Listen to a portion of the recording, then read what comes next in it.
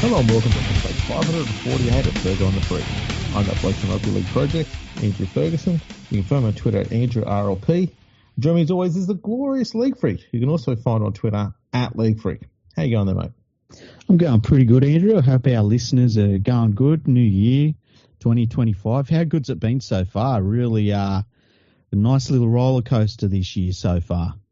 Yeah, we just thought January can basically get fucked and we'll just start in February. Well, like as we were talking about before the podcast, literally it was probably the quietest off season I can ever remember.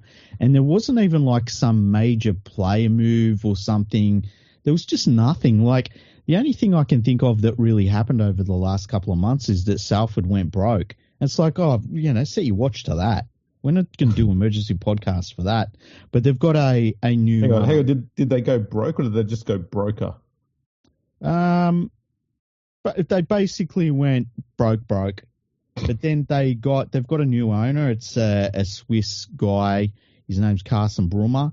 He's gonna deny that it's him. He's gonna say it's some Swiss banker guy. When you look up online, it says some other guy's name, but it's Carsten. He bought the team. Is there any chance he's done it just as a way to get himself into France? I'm not really sure. Hey, like I asked him what his plans were for Salford Red Devils, and look, he's got a long-term goal for it. He was talking about 1,000 years of Salford, and I just was like, "Whoa, man!" Didn't agree with everything he said. He did make some good points. Got a bit heavy. Yeah, just know. He's very in depth and very thorough. Yes, he is. I remember him telling us ages ago about his plans of expanding rugby league into all of France. Yeah. By any means necessary, I think was the terms he said. They will love it, or else. Yeah, that's right. Good on him. Best of wishes to him. Well, we're doing our yearly NRL Season Preview today. We are. We've got a lot of thoughts on the season ahead. And I can't wait to do this. I've been looking forward to it. We should just rip straight into this thing. What do you reckon? Yeah, let's do it. So how are we going to do it? Are we going to do it alphabetically? Are we going to do it? Let's go alphabetically. Okay. That means if I don't look at one screen, I'd have to try and do alphabet stuff in my head. Okay. Yeah. All right. So the first team is the Broncos. Mm-hmm. Let's have a look here at who they've got coming in and going out on their squad. So they've gained Ben Hunt and Hayes Perham from the Bulldogs. Reasonably good depth fullback is Hayes Perham. They've lost Isaiah Karapani, who's been released. Corey Oates is retired. Jordan Pereira's retired. And Tristan Saylor has gone to St Helens. New coach, obviously, and Michael Maguire. Mm-hmm. Really, I mean, it's very interesting when you see the way that, keep in mind, the Broncos are owned by News Limited, and the News Limited paper is really the only paper in Brisbane, and they clearly have a directive to set him up for failure, which is kind of strange. Well, he's not a Queenslander. Well, he's not a Queenslander. That might be part of his problem. I saw one of the alcoholics saying that he's an authoritarian and he won't connect with young players, and it's like, all right, okay. Like if they want to have a friend as the coach, we can do that. We can bring in friends for coaches. That's cool. But if you want to win football games, I reckon that Michael Maguire is a pretty good coach for the Brisbane Broncos. They need somebody that is not there, that is a former player, that is not there, that is a legacy coach that they think is going to be there for 15 years. They just need a honest-to-goodness coach, and I think he will do that. And they need to work on their defence, and he will do that. And I think that they've got to be brought down a couple of pegs. And I don't mean that in the worst way possible, but I just think that they need a reset in where they actually are as a team, and I think that he will do that for them. I think that there'll be a finals team this year, and I think they'll probably finish like 6th or 7th. Because keep in mind, this is a team a couple of years ago we were talking about, man, they're going to be hard to beat for a long time. Yeah. But they're not that team. Like, we've worked that out. They're not that team. No. I always find it funny when the media go on about, authoritarian coaches that just don't work. But at the same voice, I'll talk about how great Craig Bellamy is. Yeah. Yeah, it's kind of strange. And look, as we know with coaches, like, some of them work to, like, if you get a coach that works to a certain extent, you're ahead of the pack for the most part. There's plenty of coaches in the NRL that are fucking useless. And Maguire isn't fucking useless. Like, he'll get you a job done. So I think he's a pretty good signing for them. And I think that he'll do things for that club that they need to happen, even if some people there don't want it to happen. That's why they need it to happen, Yeah. So I think he's a good signing for them. No, I genuinely think he is a very good signing. They've got a reasonably young team. Mm-hmm. So having that authoritarian there means that he can keep them focused and keep them on the straight and narrow. The other good thing is I know a lot of people were a bit unsure about the signing of Ben Hunt. Mm-hmm. I think the signing of Ben Hunt was done more to give Ezra Mam a reason to pull his finger out and focus on playing footy, because if he doesn't, he's got a test halfback that will just take his job. Yeah, and they can, they're not beholden to him anymore. Like, they've got someone that they can slot into the halves, and they can chuck Billy Walters back in there at hooker, and they're all right. The whole Ezra Mam thing is absolutely insane, and I think we talked about it at the end of last year, how we're glad we don't have to make that decision on Mam. But it's that's a young dude at a crossroads, and he's either going to go one way or the other. And the Broncos, if he goes the other way and things go bad, they can cut ties with him and still be all right. Yep. So that's the thing about getting Hunt. And look, Hunt's a solid player. Look, he'll be playing as hooker, right? But if Mam doesn't work, he starts dropping off. Guaranteed, they're going to put Ben Hunt in at 6. Mm-hmm. I wouldn't be surprised if they put Tyson Smoothie in at hooker to cover him initially, and they'll just go from there. Because there's a bit of talk that when Kevy got the letter to bugger off, that his son was not too impressed.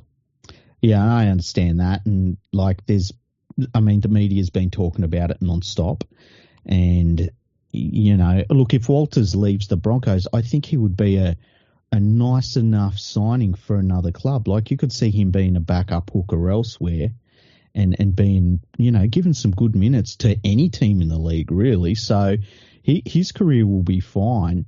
I just think that because it was Kevin Walters that was the coach, I think that once again, that media organisation, they like to stir the pot with the team that they own. It can't be a good situation for the Broncos brass, hey, where they're like, look, the people that own us are also the people that are trying to destroy us every day in the media. It's got to be a really weird situation. Yeah, that would be shit, to be honest. Yeah. Be like being married. Touching that one. Touching that one. Sorry. I didn't say nothing. I will say that it's looking like the Broncos on one edge are going to probably have Jesse Arthurs and Dean Mariner as their centre wing combination on one side of the field. Mm-hmm. Not the strongest pairing. They're not poor or anything like that. They're serviceable. I think Mariner might have even been close to their highest try scorer last year. But I wouldn't be surprised if that means that the Broncos direct a lot of their attack with Walsh towards Selwyn Cobbo, Katoni Staggs on the other side of the field, which could make their attack a little bit predictable. It could, yeah. And look, their strength is obviously their forwards. They've got an incredible young forward pack, so much depth, and they've managed to keep them together, which has been a mighty miracle, because there's so many times I've watched the Broncos last year and they'd bring a dude in off the bench, or they'd bring in a guy into first grade for a few games, and I was like, man, I'd love to have him on my team. But yeah, they've managed to keep that team together, and they've got some really dangerous backs. They've got a few guys in there that in terms of their development as players can go one way or the other. You know, they'll have good games here and there, but they've got flaws in their game.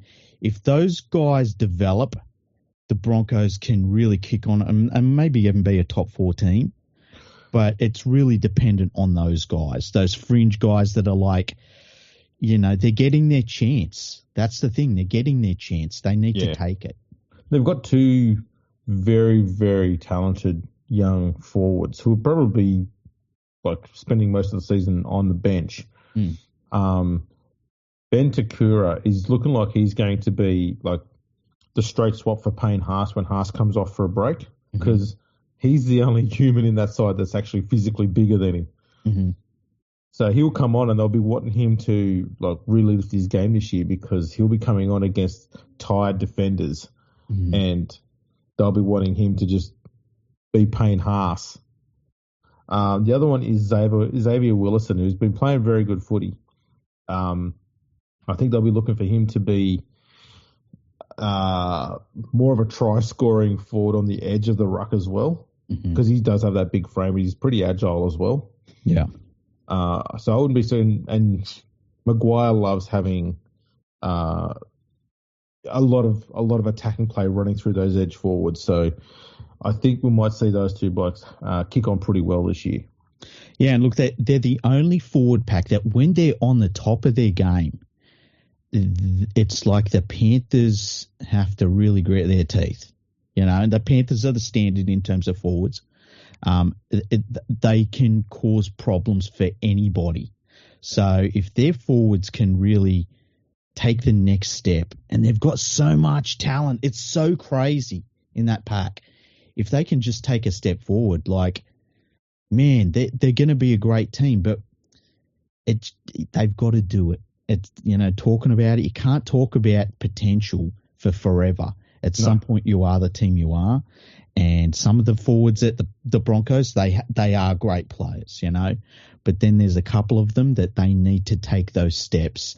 And a lot of it's about consistency, and a lot of it's about fitness and defense.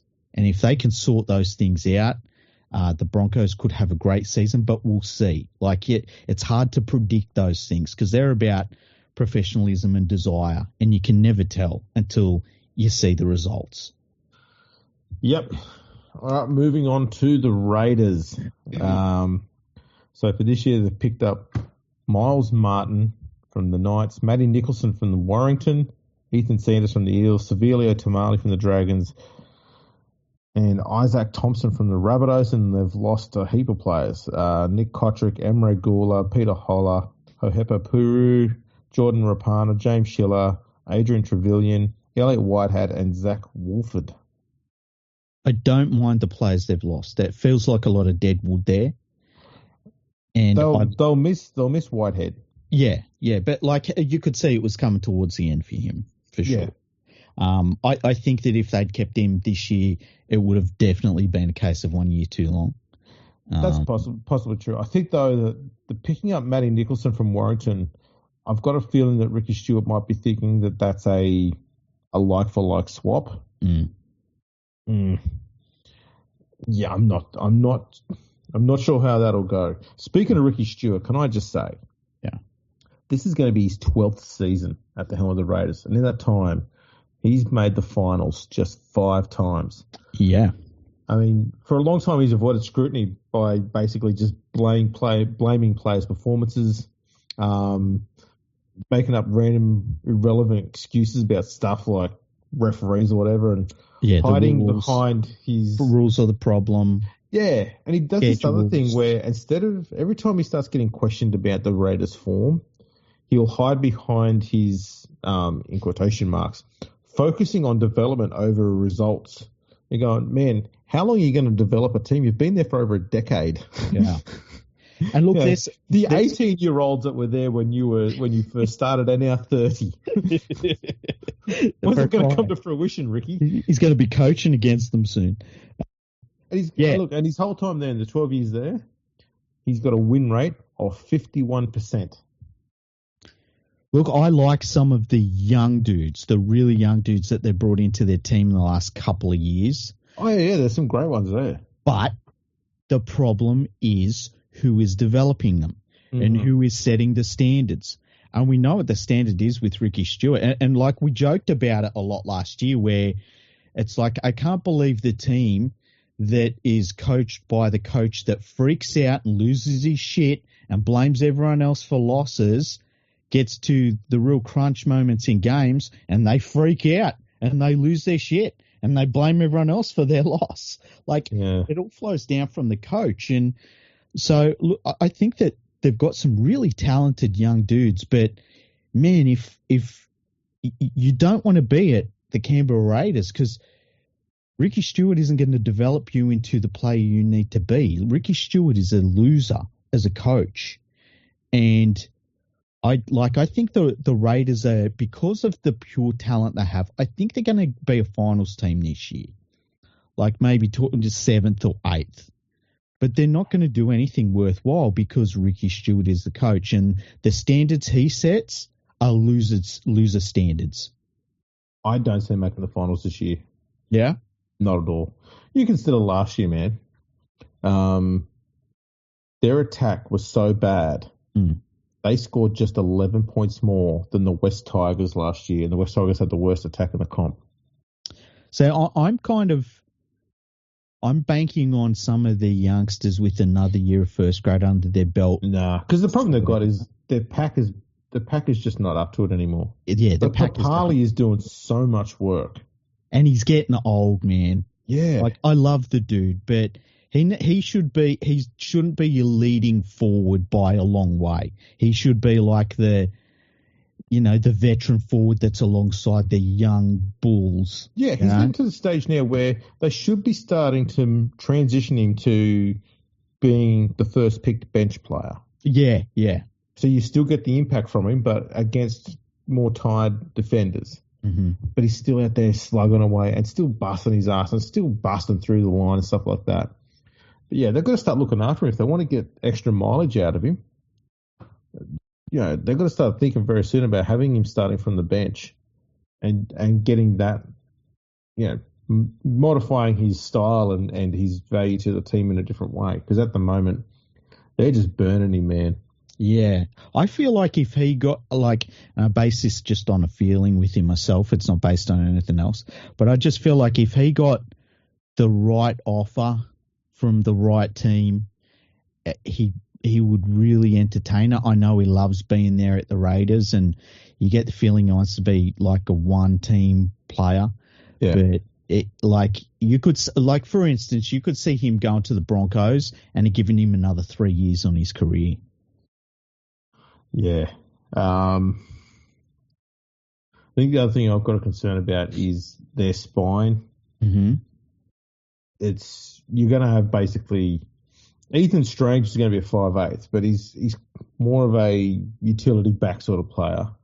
Chevy Stewart, I think, is going to be in his second full season at fullback. Jamal Fogarty, his form has not been anywhere near what he was at the Titans. No. And Tom Starling, who's a very good hooker, but it's just, other than the other player they've got, there's probably KO Weeks. He's fast. I don't know if he's got much more on him than that. They need all these young dudes, and they all had flashes. That's it. Yeah. They all had flashes, and we saw in the trial match the other day too. Sorry, but against Penrith, just there's another wave of brilliant juniors come along as well, just behind them. Yeah. Well, it's an incredible part of the rugby league playing world that the Raiders are drawing from. That's the thing about the Raiders. Like, they should be better than this. And so you've got to look at where is the breakdown. And everything comes from the coach. So we'll see what happens. Like, if Ricky Stewart does his same clown show this year, they should just sack him immediately. But you could have said that for the last 8 years too.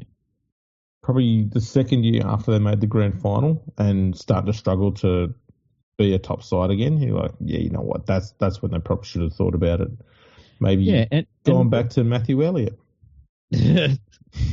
I bet Matthew Elliott's record wasn't that much worse than Ricky Stewart when he was at the Raiders. Yeah, I wouldn't be surprised if it was fairly similar, to be honest. Yeah. Look, the thing is, like, when it just got to a point where Ricky Stewart started picking fights that it was just ridiculous. And, like, he was the one that started the whole Panthers arrogant thing. And now you look back at that and it's just, it feels sad now. Like, we laughed about it for a long time, and now it just feels like sadness when you see where Ricky Stewart took his teams to and what happened to it. Like, if he said it now, you'd be like, yeah, they should be friggin' arrogant. Like, it's just silliness, you know. It is. Next, we've got the Bulldogs. So they've picked up Tom Mamone, Marcelo Montoya's coming back to the club, Anara Tuwala, and Satili Tupanua from the Roosters, and they've lost Josh Adokar, Pawasa Famasuli, Katoni Kotoga, Liam Knight, Joash, Chris Patolo, Hayes Perham, Jordan Samarani, Gerald Skelton, and Zane Tetavano. A lot of players have gone out and they haven't brought too many in. So it tells you that they're getting to the point now with the roster that they're finally starting to settle down and they're starting to cut the players that they don't need. Adokar's not one they wanted to cut. Circumstances forced that. But bringing in Montoya has helped cover that. Not that he's as fast as him, but Montoya's probably a better leaper. And probably a very small percentage of what Adokar was earning as well. Exactly. More importantly. So I think they didn't need to make too many changes to their starting 13. No. And they've been pretty good in not worrying about doing that too much. They've got some very good depth players that they've brought in. Mm-hmm. So I think what the Bulldogs have done is they've made their team stronger for an 80-minute game, whereas before you'd find there were times during matches where they just phased out and they just let the other team in. So, because I think the first half of the season last year, their defence was insane. Yes.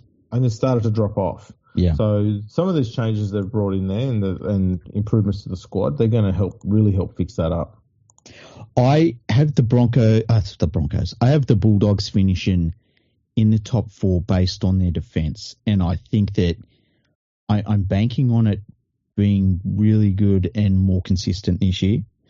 The development of the team and it just gelling a little bit because as you say, they have kind of settled on who their guys are now finally. The only thing there's a couple of things that worry me, right? First thing that worries me is like if they get hit with key injuries, there's a few key players in their team where, like Viliami Kikau, he needs to play all year. Yeah. So that's one thing. I could also see a scenario where if they start slow, Phil Gould sacks the coach and starts doing fantasy football shit because there's only one person that's fit to coach this team, and that's Phil Gould. And so it just asks Phil Gould. So that's the worry for me. They don't need anything like that. They need a settled season, and I really do. I think they'll be a top 4 team. But that's my one worry about is that maybe they have a bad start to the year and all of a sudden that shit starts happening. Yeah, look, my concern too is injuries, especially to fullback. At the moment, their best fullback is looking like it's going to be Connor Tracy. Yeah. Let's be honest, he's a makeshift fullback. He does a good job. He's a good fullback, though. And he's one of those blokes that just takes to any position he's thrown into. But it's not a position that he's an absolute specialist in, and that he's had to figure it out on his own and pick it up as he goes, and he's done that very fast. I think he's a very underrated player. But the fact that he's there tells you that there's not a huge number of fullbacks at the club. So if he gets injured, it's going to mean most likely Crichton moves back there, so then they've got to bring a centre in, and all of a sudden you're changing a lot of positions to cover one injury. Yeah. And they've got the same sort of issue with their halfback and their hooker. The rest of the team, they can absolutely cover, but their key spine players, I think there's a real genuine drop-off in experience and talent from who's going to be their first picked and who their depth player is their next in line. And that's the big issue they've got. And I mean, obviously they're trimming the fat on the roster so they can start building some cash up to try and help cover that a bit better. Yeah, and look, all of these contracts will be back-ended because that's what Gould does. And, there'll be players that they start pushing onto other clubs, pretty early in the season because they need to get under the cap. But, the injury situation is really, that's what worries me is they get a couple of key injuries, start the season a bit slow, and I can see where Gould will start getting, a bit feisty with it all and, start making it about him, and all of a sudden the coach is gone or whatever. And, I don't know who the next great coach is that he'd bring in, but I'm sure he has the next Phil Gould clone lined up in his head. So we'll see what happens. But look, having said all of that, I think the Bulldogs and Bulldogs fans are in for probably a really positive season. I think they'll be one of the top 4 teams. And not only just I think they should be a top 4 team through the entire season. So I'm actually really optimistic about it. I got that nagging worry in my head. Yeah, I think they'll probably end up doing something very similar to last year. I think they'll start out reasonably good and fade a little bit. Okay. But I don't see them missing the finals. I think they'll probably finish 6th, 7th, somewhere around there again. Okay. Next is the Sharks. Now they've picked up Adnfanil Blake and Ohepa Puru, and they've lost Dale Finucane, Royce Hunt, Satani Torkamo, and Jack Williams. Now, Finucane hasn't played that much in the last 2 seasons because of injuries. Yeah, so that's really not a loss for them. Yeah, Jack Williams has struggled to bring his game up to the next level, so that's not really a huge loss. Torkamo has been a depth player. Royce Hunt was looking at retiring. So he's on the way down anyway. So they haven't lost a huge amount. Hunt's the one that probably hurts the most because he was a regular starter in the side. Yeah, and he was one of those weird handy players where, not a big name, but every so often he do some stuff in a game where you're like, ooh, man, that was handy, Yeah, he had really good leg drive once he got to the defensive line. You could get an extra 3 or 4 meters out of him. Mm-hmm. Very handy like that. But his replacement's Adnfanil Blake. I mean, upgrade. Massive, yeah. Their squad is it's. I know you're not a huge Sharks fan, but this squad has had what little makes changes. You say that? Oh, I've heard rumours.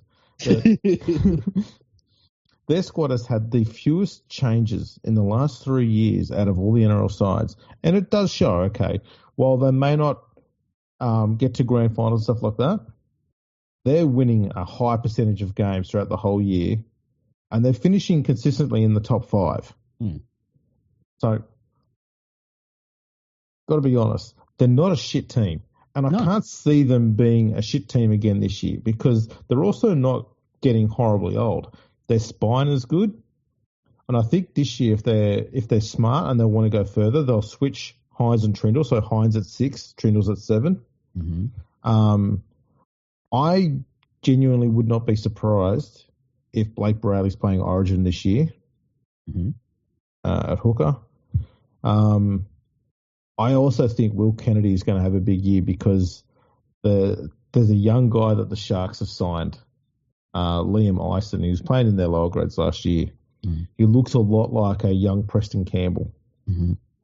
Just unbelievable pace, really good in broken field play. Already got a good passing game for a fullback. Not a selfish player at all. He looks phenomenal, and they've moved him into the NRL squad, so he's going to be getting game time this year, and that's going to cause Kennedy to look over his shoulder a fair bit.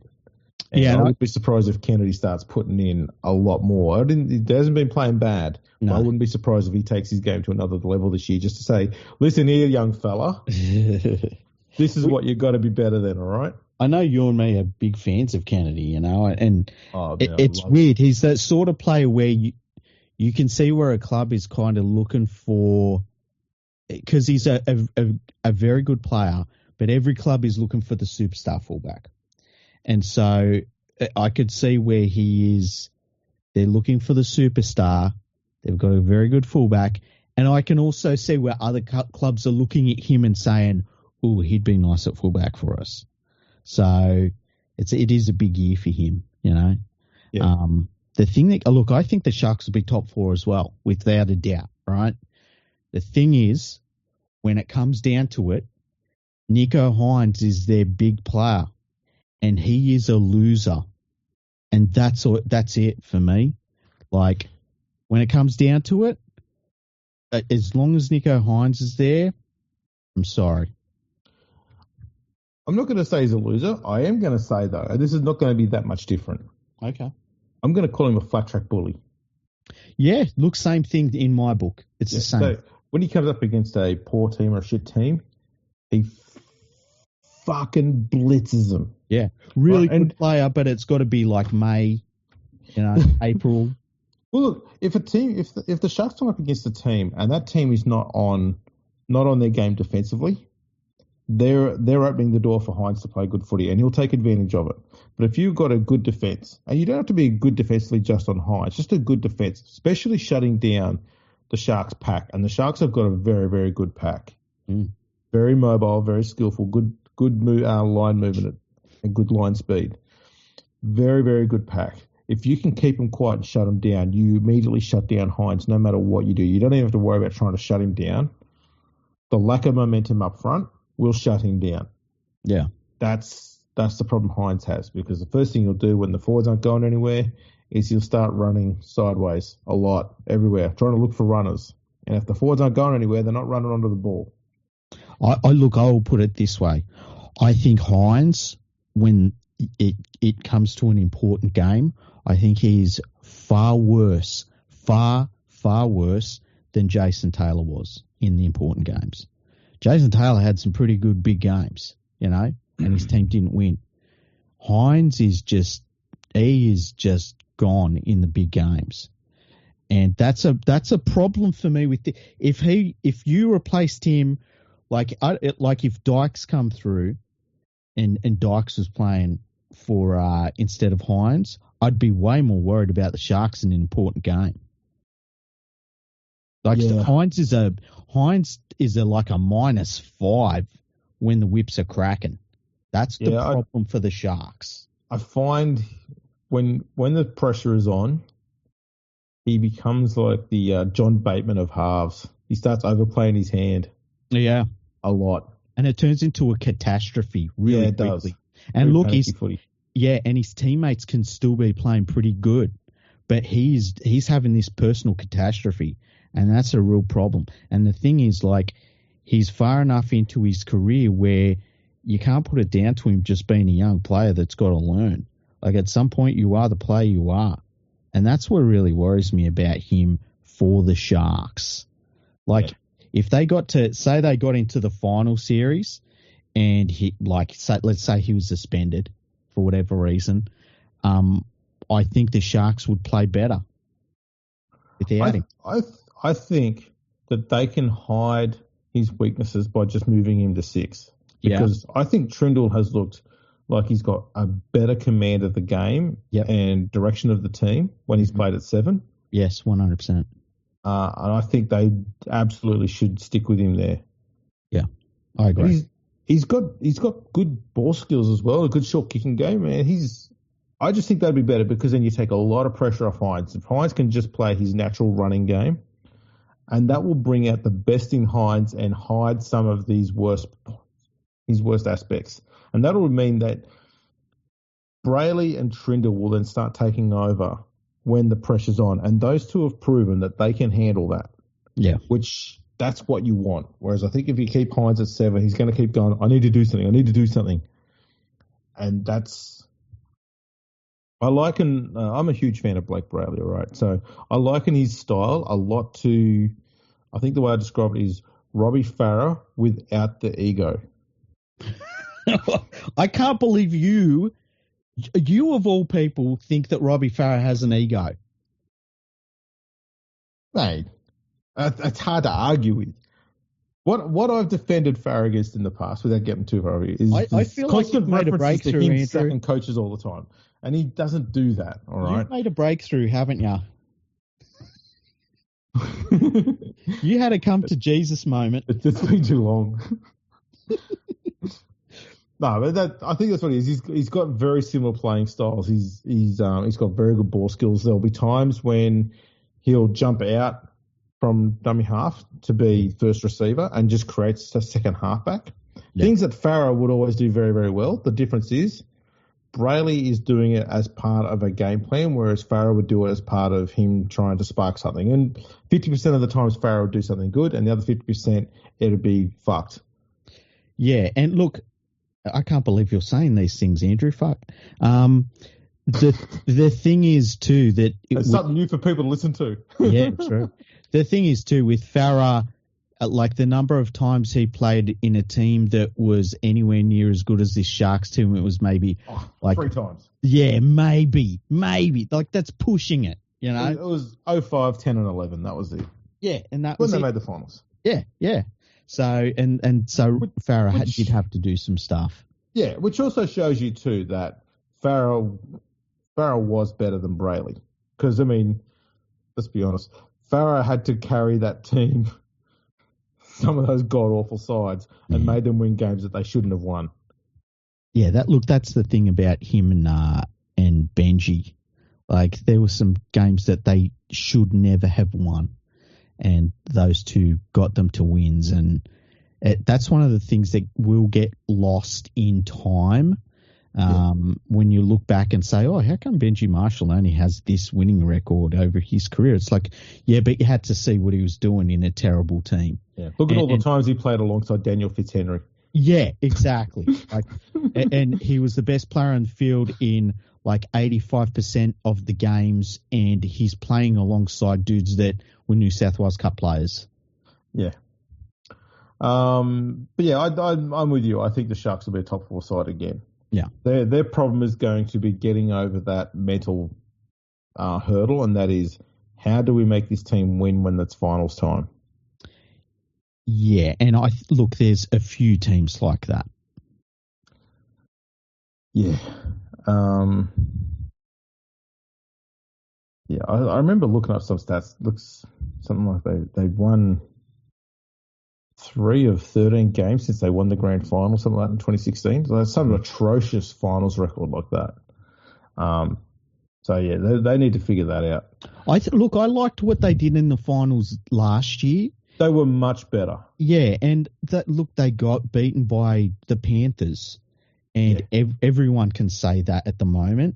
And so I haven't so much got a worry about the team overall in terms of like getting to the finals and choking, but I do with Nico Hines. And when you get to that point of the season, you can't afford to have one of your key players being a minus to the team. That's my problem with them. Yeah. Right, we're moving on to the Dolphins. They've picked up Max Vanai, Kuli Funufaki, Daniel Saifidi, and Junior Tupou, and they've lost Ewan Aiken, Jesse Bromwich, Edric Lee, Anthony Milford, Tessie Nui, Tavita Pangai Jr., and Valence Tafare. They've lost a lot more than what they've picked up, and that's a worry. A lot of experience too. Yeah. And they've lost Wayne Bennett as coach, and picked up Christian Wolf. Yeah, I don't rate Christian Wolf. Should we go through Christian Wolf's resume? Yeah, let's do it. We'll give him a bit of a positive before we throw him under the bus. Yeah, look, let's start off by saying, for whatever reason, him as the coach of Tonga just works great. Just you can't fault what he's done with Tonga. Well, he had also 3 years as coach in the Super League of St Helens and won the grand final all 3 times. Yeah, that doesn't matter. Got the Challenge Cup in 2021. Yeah, won the very important trial match against the Panthers once. Yeah, none of that. Was it him? I thought it was. I think it was him. I thought it was fucking Paul Wellens was the coach for that game. Oh. I don't. I mean, I think not that it matters. Yeah, it was February. Even Christian Wolf realised it was just a trial, so he could be bothered. Yeah. prior to that, he had 4 seasons in charge of the Townsville Blackhawks in the Queensland Rugby League competition, and they made the finals in all 4 seasons there. That's And been in charge of Tonga since 2014. So he's brought them up from, just another Pacific Island team that just gets beaten every now and then in the World Cup to an international heavyweight. Yeah. Not an absolutely atrocious coach. No, but I just think that I don't think he's an NRL coach, but we're going to find out this year, which is the cool thing. We are. So he's lost a lot of experience, and especially up front. Yeah, and I think that, and Wayne Bennett does this sometimes. The team he's been left by Wayne Bennett is not great. Wayne Bennett tried to put together a team that was going to be pretty solid from the get-go, and that's why he signed so many veterans. But then Bennett goes and they all retire, and it's like, you got to start again. And Bennett does this again and again with teams. So Wolf has a very difficult task. I think they're going to be in the lower third of the table. I don't see them making the finals. I don't think that we'll ever look at them this year and be like, oh, yeah, they might make the finals. I don't think it'll be like that. So I feel like it's going to be a bit of a rough year for the Dolphins. The thing I'm hoping for with them is they need a couple of junior players to come through that are top-line players. And they haven't really had too much of that. They need more of that to happen for them to take that next step as a club. Yeah, I kind of want to see him get another young 5'8" there, because Nicarima has, I don't know, he's just not doing it anymore as far as I'm concerned. I'm not seeing what he brings to any team. He's had a few good seasons at the Warriors, but more often than not, I just find he's erratic and inconsistent. Look, he's the sort of player that he'd be a good player to bring in for a club when Origin hits and you're looking for your depth, and he's got a bit of experience and stuff. But he's not your starter. He's not your front liner. No, and when you've got he's got a 19-year-old, or we might be turning 20 this year, in Isaiah Katoa as his halfback. Like, Katoa needs a solid, experienced veteran next to him to help look after him and take the pressure off when he's a bit under the pump. And I'm getting the impression that Katoa is the one that's doing that for the experienced bloke.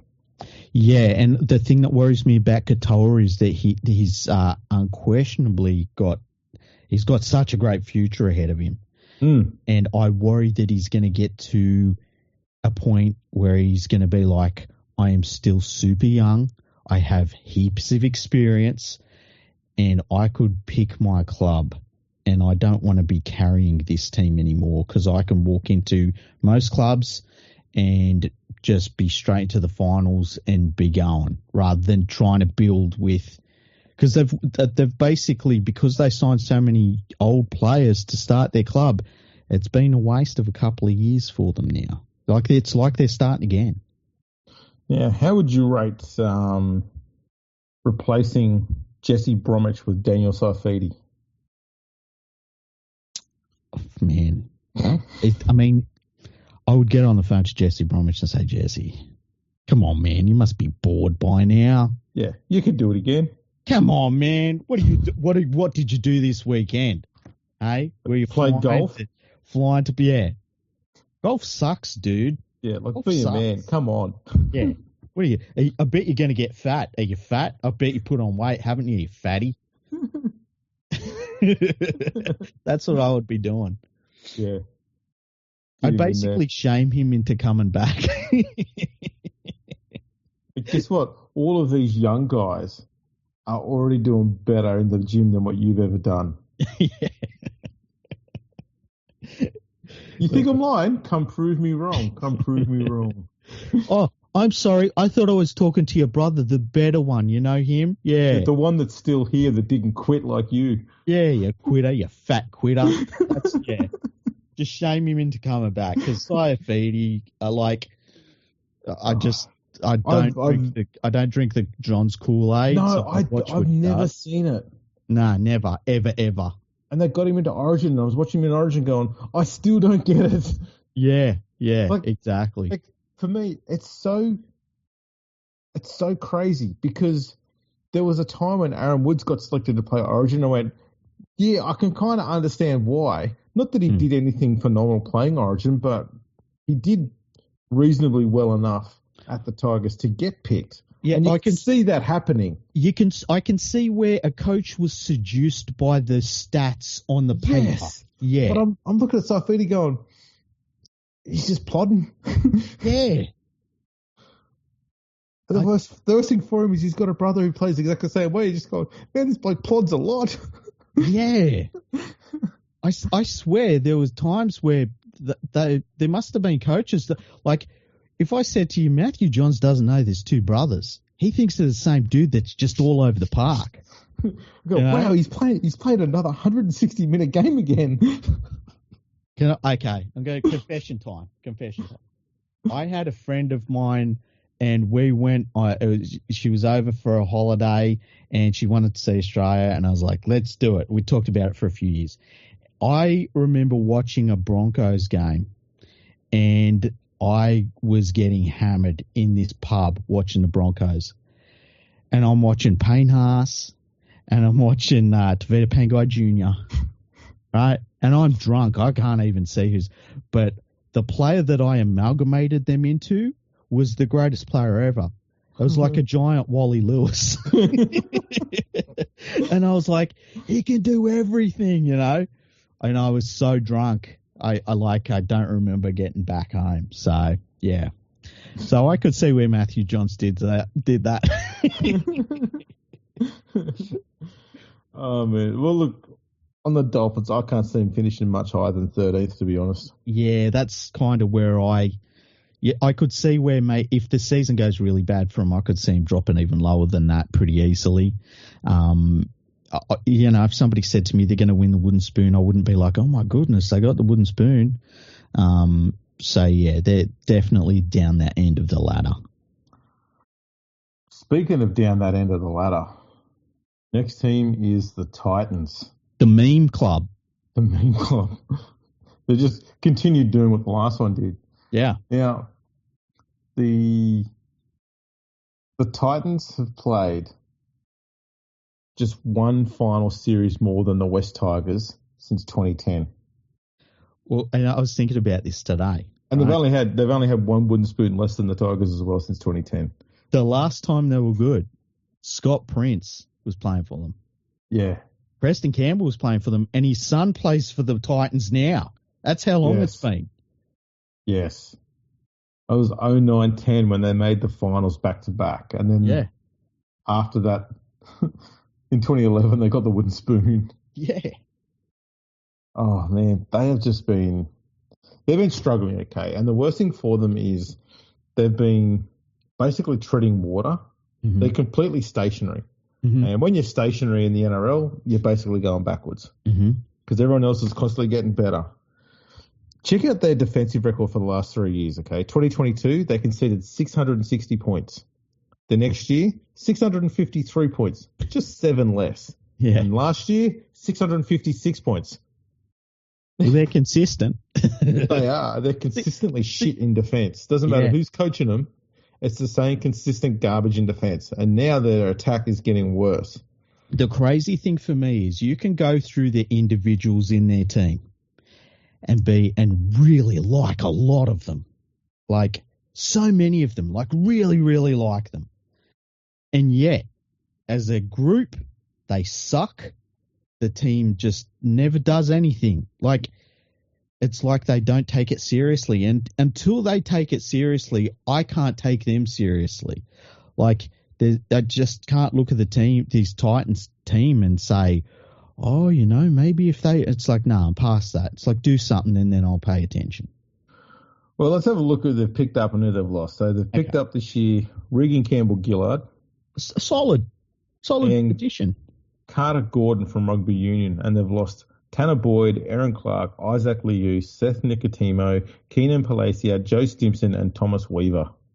I'm fine with all them losses. I don't get signing the Rugby Union player, but it will cost them nothing basically. It's worth rolling the dice. But I think the other thing too that this year is it's not a signing, but it's as good as one. Is that Tino's back? He's only played 2 games last year. Yeah, hopefully he comes back to form. 'Cause I love watching him play. He's amazing. He's so phenomenal. good. So hopefully he comes back. He's the only reason to watch a Titans game. But I just can't take him seriously. Like, do something first, and then I'll pay attention. Yeah. I'm fairly certain Jaden Campbell's going to lock down 5/8 this year. Mm-hmm. Khan Pereira on the wing.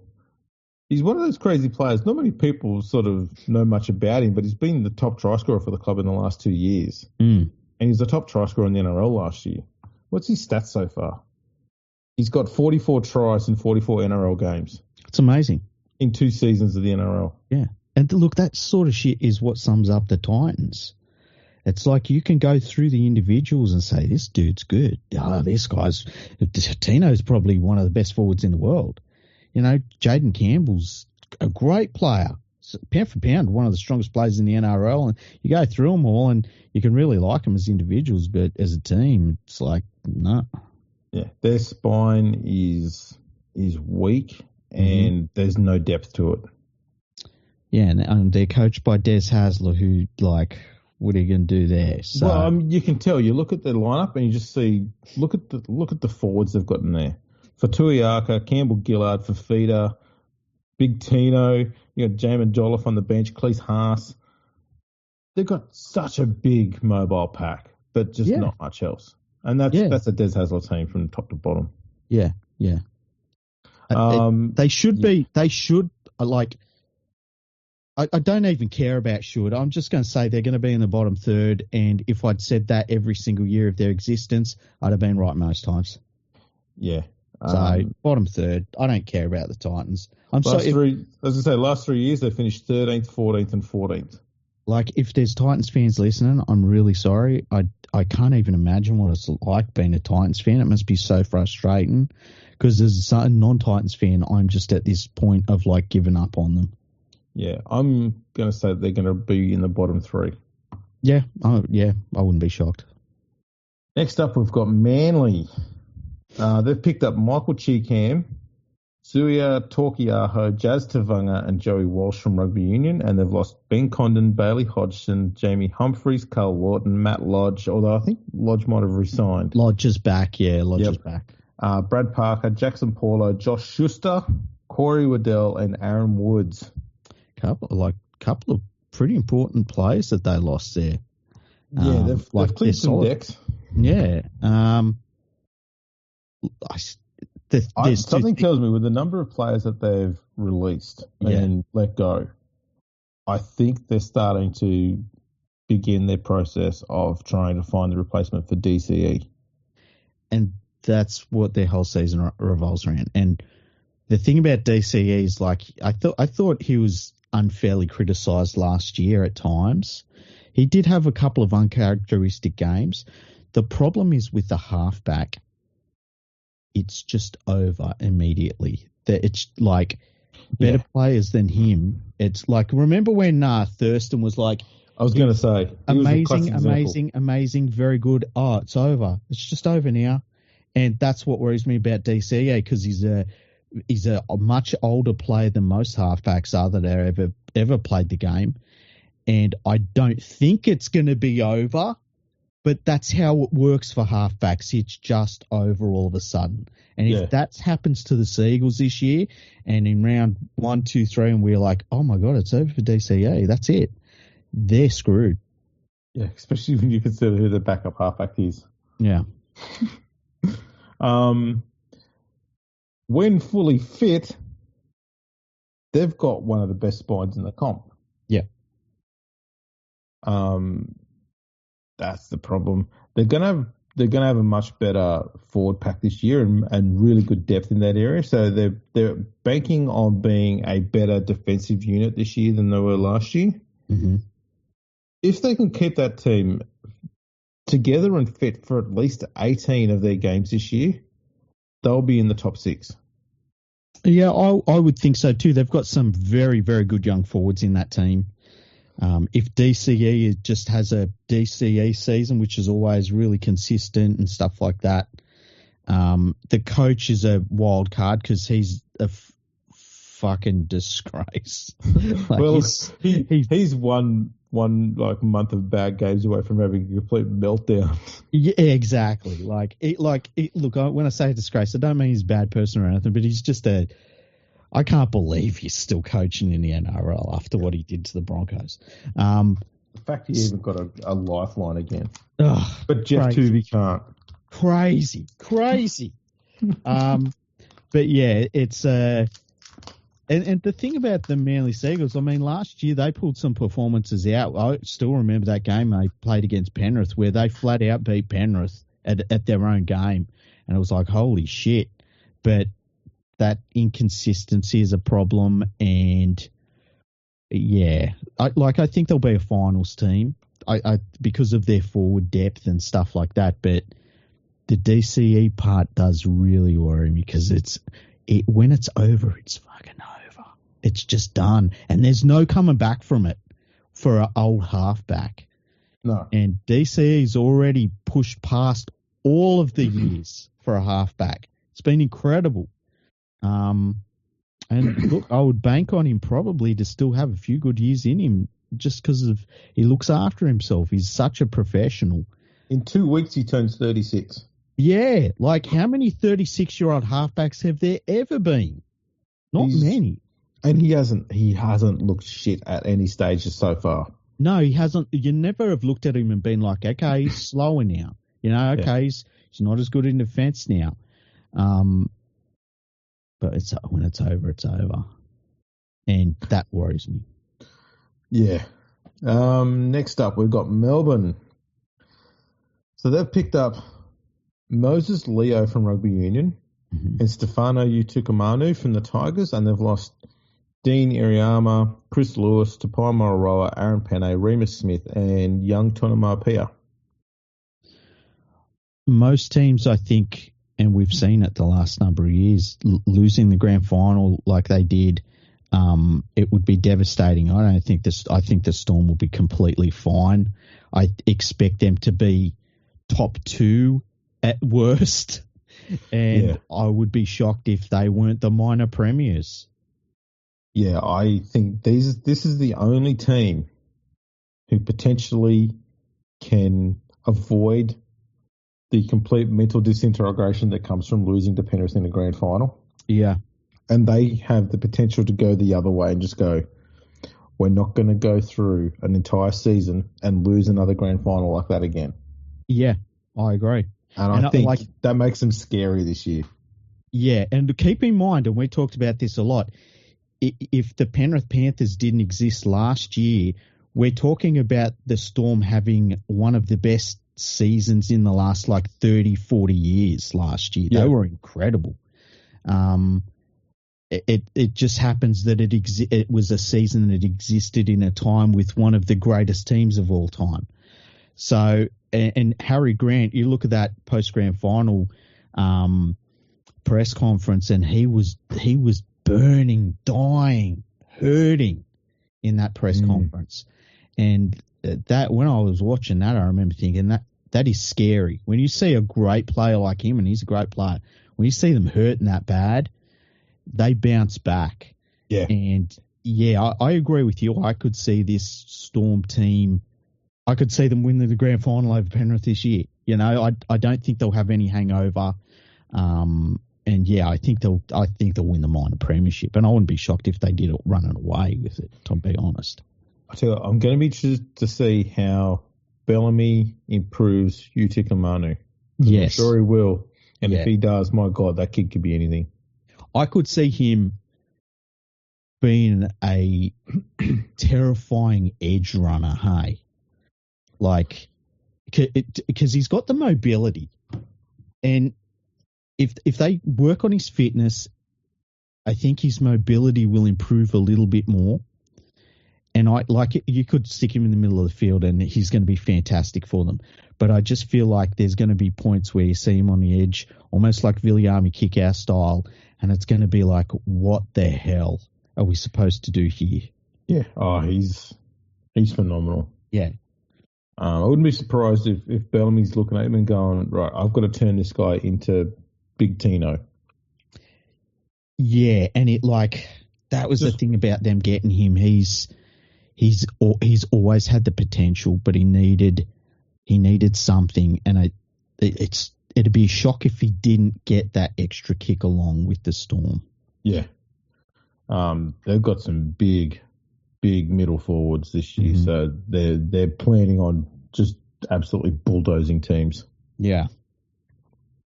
I've got them in the top two. Potentially, as you said, like minor premiers. It's going to be hard not to have them there. I'd be absolutely shocked if they weren't minor premiers, and I'd be absolutely shocked if they weren't in the grand final. But what went wrong? Shocked. Exactly. Next up is the Knights.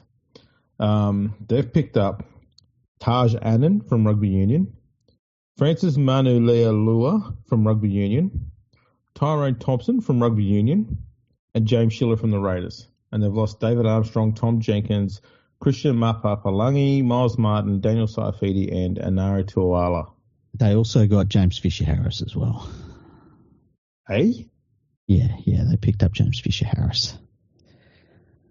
He played for Penrith. I thought he went to the Warriors. We're talking about the Warriors, aren't we? No, I said Knights. Oh, okay. On my list, the Warriors are next. No. Okay. Warriors start with W. Well, New Zealand Warriors. They're not New Zealand anymore. Oh, come on. I was sitting here thinking, this doesn't sound like any of the players I remember going at. Where's Cleary? Jet Cleary. These players. I'm they haven't done what I thought they've been doing. I will get to. I want to leave the Warriors to near the end. Okay. So we're going Knights. We'll do Knights. They lost. And what are their losses? David Armstrong, who was that pretty good fullback they uncovered last year, and then they let him go to Lee. Yeah. Tom Jenkins, Mapapalangi, Miles Martin, Daniel Saifidi, and Anara Tuala. Did they end up losing Leo Thompson as well? He's going, I think, next year. Okay. Yeah. So Tyrone Thompson's come over from he played for a second string All Blacks team. Mm-hmm. He's the twin brother of Leo. Okay. Yeah. Look, Adam O'Brien, I don't rate him. No. I think that the Knights are pretty much a meme club as well, like the Titans. They rely heavily on one player that's injury prone, unfortunately, and only plays one side of the field. And I think they'll be 10th or below. I'd be shocked if there were anything higher than 10th or below, actually. Yeah, I don't see them making the 8 this year. No. I've got no faith in their halves. No, neither do I. Whoever they put there, I don't care who they put there. I just got no faith in them. Yeah. It's going to be a rough season for them. They've got a decent enough forward pack. There's no doubt about that. Yeah. I can't say much more than that, man. I just, why the hell are you signing? You make 4 signings for the entire season, and 3 of them are rugby union players. What the fuck? What's that? It's like Tim Sheens is now over there. Yeah, it's crazy. It's absolutely crazy. They're just, you can't take them serious. Exactly like the Titans. You can't take the Knights seriously, unfortunately. And until they get a board that takes the football side seriously, until they get a coach that is actually got a plan, because they've just been treading water the Titans. They're very similar clubs at the moment, unfortunately. And it sucks because the Knights get 27,000 people to their games. Yes. And they deserve better than this. And for the most of their history, they've always had at least one very good half. Mm. And now they have none. Mm. That's just what? Yeah. What? It's a rough situation they're in right now. Yeah, I can't see them doing much this year. No. I could see where it goes really bad and they end up in the bottom 4. I think that's much more likely to happen than them going really good and finishing in the top 4. Yeah. The only reason they'll be making the finals is the same as every other season they've made the finals in the last few years, and that is there's an absolute log of teams in that 7th to 12th position, and they're just slightly less shit than everybody else. Yeah, and when they've got close or got there, all of those teams have fallen apart in the last 6 weeks, and the Knights are like just the last man standing almost. Look, they've won one of their last 5 finals appearances. Yeah. So, they get there and do nothing. Yeah, exactly. Yeah. Next is the Cowboys. They've picked up, oh my God, John Bateman. Thank you. I forgot about that. Oh, I love this team so much. Did you send them a Christmas card? Oh, man. I should have sent them a hamper. Oh, shit. John Bateman, Carl Lawton, Kai O'Donnell, and Jackson Paulo, and they've lost Kyle Felt, Kulikefu Funufuiaki, Jake Granville, Valentine Holmes, and Chad Townsend. I actually am very optimistic about the Cowboys season, and Bateman is a little bit of the canary in the coal mine in that if he is in their side often, I think things are probably going wrong for them. But outside of that, I think that their forward pack is pretty good. We've seen a return to form from Taumalolo, and I hope that we see more of that because he should have a few more good seasons in him. And look, if he gets back to his best form, no one's able to stop him at all. I think getting rid of, Townsend's a good move. Oh, yeah. I think getting rid of, what's his name? The center. What's his name? Holmes, yeah. I think that's a really, really good move.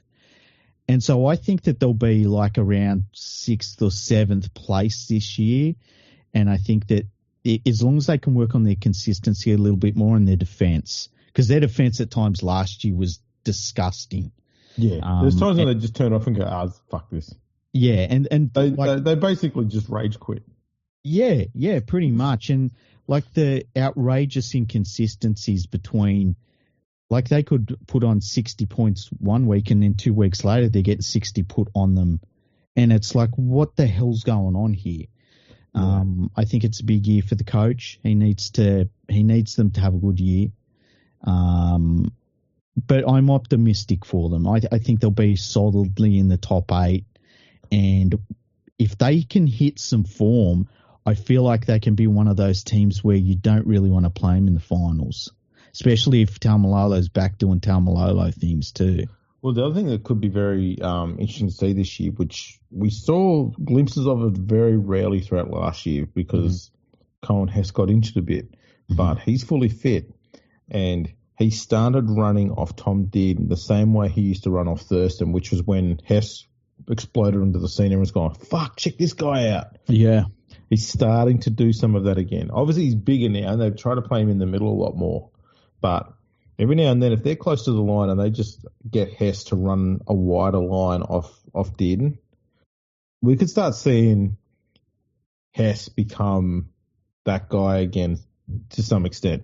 But yeah, I mean, look at the forwards. They've got Ruben Cotter, Jordan McLean, Jeremiah Nanai, Hylam Lukey, Jason Taumalolo, Carl Lawton, Cohen Hess, Griffin Neame.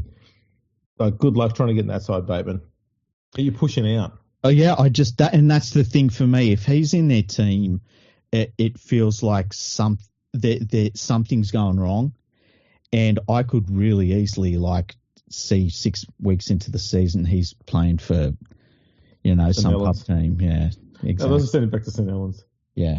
Imagine how red he's going to be because of for his first game. Played living in North Queensland. Oh my goodness. But look, I'm agree with you. I think they're definitely going to be in the finals this year. I can't see them missing out. Now, before we move on to the next team, let's take a question that we got sent from a fan of the team we're about to do. We got a question sent by Sweet Innocent Julie. Oh my God, she sent me a bunch of questions. Okay. Are you ready? Said one. Yeah, I thought it was one. She sent heaps of stuff. Okay. Oh, goodness. Who has the best / worst jersey this year? if what I saw in the trials, the Raiders one looks shit. Oh, yeah, that looked terrible. They're just wearing blue and white with a little green and yellow strip on them. I haven't Yep. seen too much of the footy jumpers. Let me see if I can find out. NRL 2025 jerseys. Let's just do that and see what comes up. I want to see them all. All right.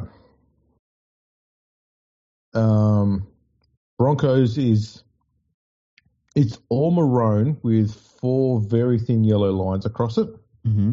and a bit of white up around the collar. So it's almost looking like the Queensland Maroons jumper. Okay. Their away jumper is same as last year. It's all white. Mm-hmm. Canberra's home jumper is all green. That's good. And their away jumper is all white with a big chunk of blue at the top. Okay. The most limited amount of green possible on there, because the sponsor takes up the part where the green would be. All right, yeah. Bulldogs hasn't changed. The Sharks hasn't really changed. The Dolphins it just looks crap anyway. Yeah, the Dolphins jersey, unfortunately, the colour scheme for a Dolphin is just complete Black, tan, opposite. and red. Yeah, It just looks bad. I read a thing where they said they wanted their jersey colours to be like the San Francisco 49ers. But I think that to do that, you've got to have the colours in very specific amounts. Yeah. So it doesn't translate to that. No. The Titans' home jumper is almost entirely just 2 shades of blue. Mm-hmm. And their away jumper is just light blue with a bit of white across the top. Even the jersey designer gave up on them. Yeah, they just went, who cares? Just do some blue. Manly's is unchanged. It's got stripes on it for the home team, and it's got the white chevron for the away one. Mm-hmm. They're not bad. Melbourne's looks unchanged. It's mostly white for the away team. The Knights one is always an absolute clusterfuck to look at. Yeah. Good news, NIB look like they've taken up almost the entire front of the jumper, and they still decided that, you know what, fuck it, we're just sticking with green. Because that works so well against blue and red. Cowboys looks unchanged. Parramatta, they've got a blue jumper with yellow stripes for home and yellow with blue stripes for away. And J.H. Hardy's back as sponsor. Mm-hmm. Fucking hell. Penrith's unchanged. Dragons have got the Dragons jumper for home games and the Illawarra jumper for away games. So Is it the full Illawarra jersey for away games now? Looks like it. It's red with the white stripes. And wow, that's great. It only took them 26 years to work that out. Yeah. Souths have got the same jumper for both. The only difference is the collar's black for home and it's white for away. Okay. Yeah. I like that. Does it look good? It's a classic jumper design, but they've also just said, you know what? Fuck you all, and you're changing jumpers all the time. We're just doing the same thing both ways. And just put a little bit of black here and there and there. Yeah. Deal with it.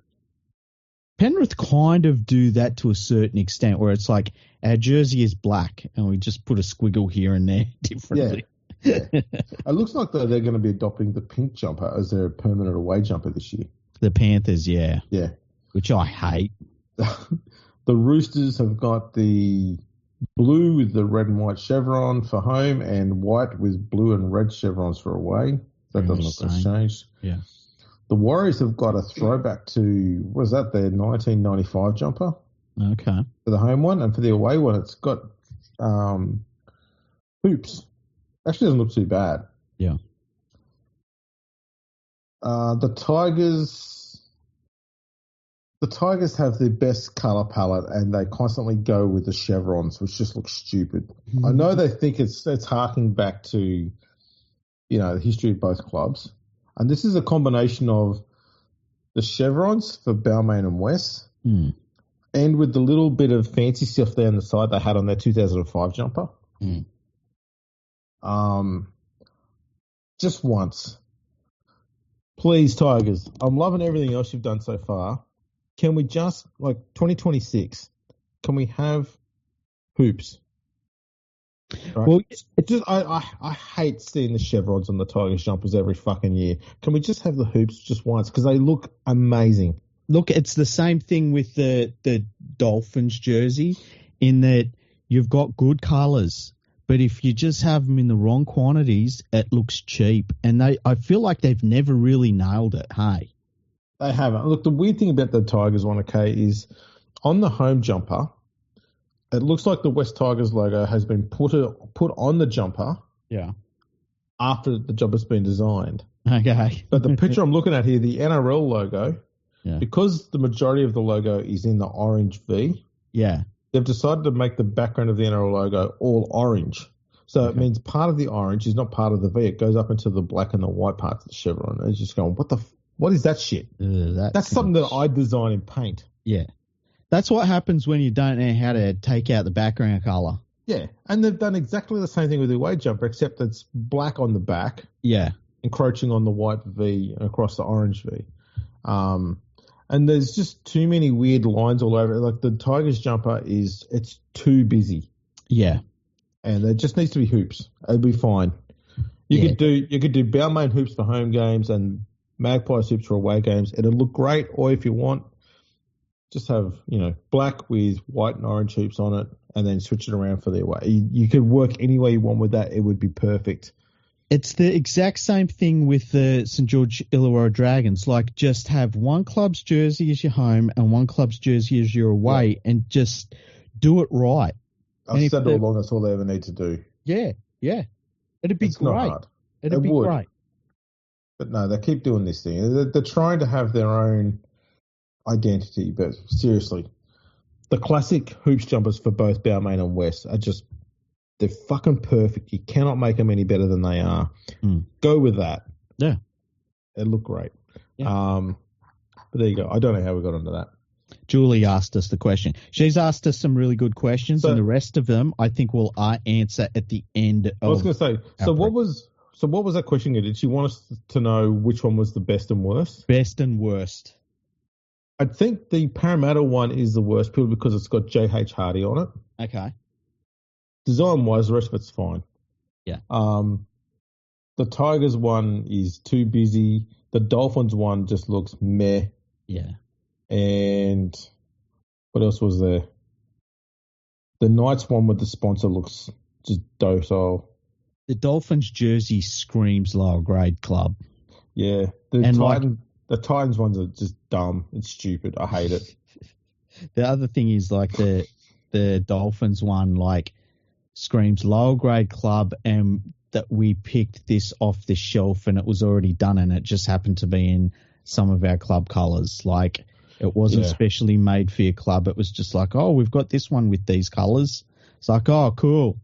Give us jersey 10389. That sounds good. Done. Throw it on the pile. Yeah. We'll take 30 of those. Half of them extra large, half of them medium. That's pretty much it. Yeah. That's pretty much it. Yeah. So, all right. We're going to go through the rest of our questions or do it later? We'll go through the rest of our questions because we'll go through the rest of our preview because the rest of Julie's questions are really overarching questions for the game of that whole season. So she's asked some good questions. All right. So we're moving on then to Parramatta. Yes. Boy, there's some changes here. Yeah.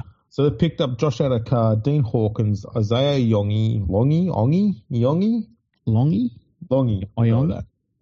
Zach Lomax, Joash Papali, Jordan Semrani, Ronald Volkman, and Jack Williams. And they've lost Dejan Arce, Regan Campbell-Gillard, Zach Sheeny, Clint Gutherson, Morgan Harper, Makahisi Makatoa, Ofahiki Ogden, Ethan Sanders, Micah Sevo, and Blaze Talangi.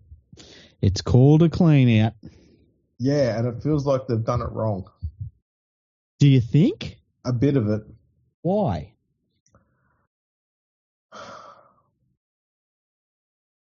I mean, why are you buying Jack Williams? Why? Because someone's got when you've got Blaze Talangi in the side, why are you bringing in Zach Lomax? I understand. I'm happy with him getting rid of Gutherson. Talangi was leaving. He said he was basically set on going to Penrith because he felt like they were going to develop his career further. So it seems like they were never going to keep hold of him. So if they knew he was going, Yeah. why did they also then allow Gutherson to test the market, knowing that they didn't have a fullback to replace him?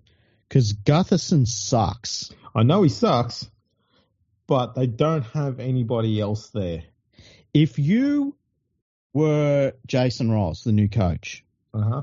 and your job was to come in and this team was not going to win a premiership, they sucked last year, you've got carte blanche to do whatever you want with them, would you have kept Gutherson?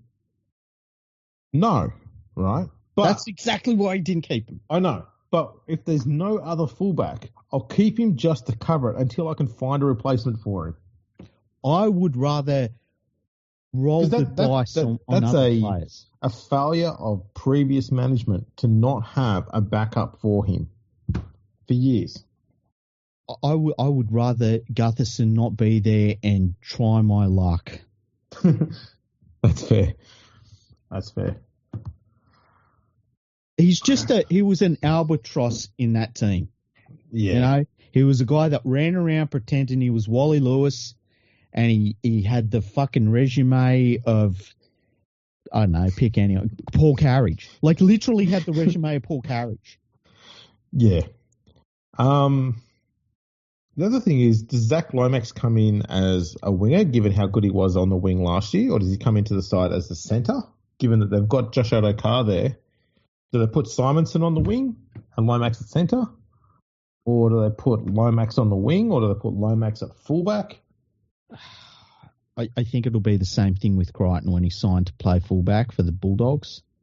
It's like, you've got your money, you'll play where we tell you. Yeah, I've got him, in my mind, I've got him down as playing at centre. But we'll see. We'll see, yeah. He's a winger. He just is. And, I guess if their season sucks bad enough, you just chuck him at centre and keep him happy. But yeah, I think that if things turn out right for them, he ends up being a winger. Yeah, that's what they'd want long term, I think. Yeah. But I just think this is a clean out season. You know, the thing that will be interesting to me is, will Mitch Moses be happy with this? Well, no, he's always got the shits. It's the prime of his career. It's the absolute. He's not going to be better than he is right now. And does he want to be in a team that's rebuilding so that they're good when he's like 33? And I just can't imagine he will be. So it's going to be very interesting to see how that plays out. And I understand it from his point of view. Like, he was in a team where, you know, he had a number of good years where they thought they were going to be premiership contenders. It didn't work out. And a player like him does not want to be part of a rebuild. You know, he still has good years left in him. And I could see where he's like, I think it's time for me to move on. And I could see where the Eels are like, yeah, we think it's time as well. Yeah, it's hard to tell with Moses. He's a cranky bastard half the time. I don't know, I wouldn't be surprised if he's probably resigned himself to realising that the opportunity to win a premiership may have actually slipped him by already. You reckon? So, what is he? He's like, 28, 29? 31 this year. He's 31 this year. Mm-hmm. In September. He would need to move immediately somewhere. Like, he'd need to move next season. It'd have to be like a Broncos. Maybe Ben Hunt retires, he goes to the Broncos. He ends up at the Bulldogs. But the Broncos would be a smart move because there's a fair chance they'll lose both Hunt and Reynolds at the same time. Yeah. And that's not a bad gig to walk into. And he wouldn't be too bad a influence for Mam. Say what we like about Mitch Moses. He hasn't got himself in any drama off the field. Yeah, not at all. Maybe his ability to tell other teammates to wake the fuck up and focus on your fucking game might be the sort of thing that Ezra Mam needs being told every now and then. Maybe going to the Sharks is another one that would be on his list. I don't think the Sharks would work purely because I think they've got enough young talent coming through in the halves as well. Yeah. I think they'll be wanting them at the Broncos big time because I don't think the Broncos have got any young halves coming through. They've got one half. Keep forgetting his name, but he's Josh Rogers, but he's not also young. Mm-hmm. But he fills in whenever Reynolds has missed games. But I think he's in his late 20s. Okay.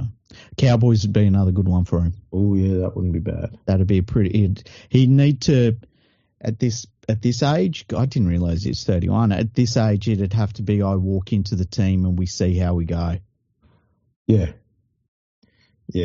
He kind of need the coach to be building the team around him. I wonder if the Roosters would work. Well, the Roosters are going to suck as we'll get to. Yeah. But like, we'll get to them. Interesting season for the Eels. Do they get out of the bottom three? You never know about a new coach, a new NRL coach. You've got no idea. So you got to wait and see on him. I could see if he ends up being a good coach, they finish like 13th, Yeah. I think that's where we're looking for. It's going to be a pretty rough year. Yeah. Speaking of rough years, Penrith. Do they remember when they last had a rough year? When was their last really rough year? I think it was it 2017? I think they were not great. Was it 17? There was one year where they had a really rough year, and then the next year was pretty solid, and they started doing okay after that. I found their performances acceptable after that point. So the only times they've missed the finals since 2014 has been 2015. They finished 11th. In 2019, they finished 10th. Every other year, they've made the finals from 2014 on. So it was 19 then. It's that's a pretty crazy run when you think of it in terms of just making the finals even, hey? Yeah. It's amazing. So maybe the last really bad one would have been Ivan Cleary's first year there when they finished 15th. That was 2012. And it wasn't even an atrocious year, like points difference wise. It wasn't that bad. He fixed them up a fair bit. What did they finish the year he was tired? That was 2015. Okay. They were 11th. Okay, yeah. He was so tired that year, though. Their attack was woeful that year. So they averaged 16.6 points per game, the worst in the league. Yeah. The last placed Knights were averaging 2.5 points per game more. That's crazy. Look, the perspective on the worst moments in Penrith's history has been completely skewed now. It's like, I even look back fondly at Matt Adamson's time at the club, the second go around. Like, I'm like, you know what? It wasn't that bad. I'm wondering how many more grand finals and premierships do they need to win before you start looking back on the Matthew Elliott years and go, you know what? We kind of needed those years to get this success now. You know what, Andrew? He got us into second place one year. He's a good bloke. You know? Underrated as a coach. I'm totally at that point. Hey, I'm totally at that point where I'm like, do we need to have a Matthew Elliott appreciation night at fucking Penrith Footy Stadium when it reopens? That's where I'm at right now. I'm like, and I think I'll be like that for the rest of my life, the next 2 or 3 years. So, I'm totally, I'm cool. I'm so cool.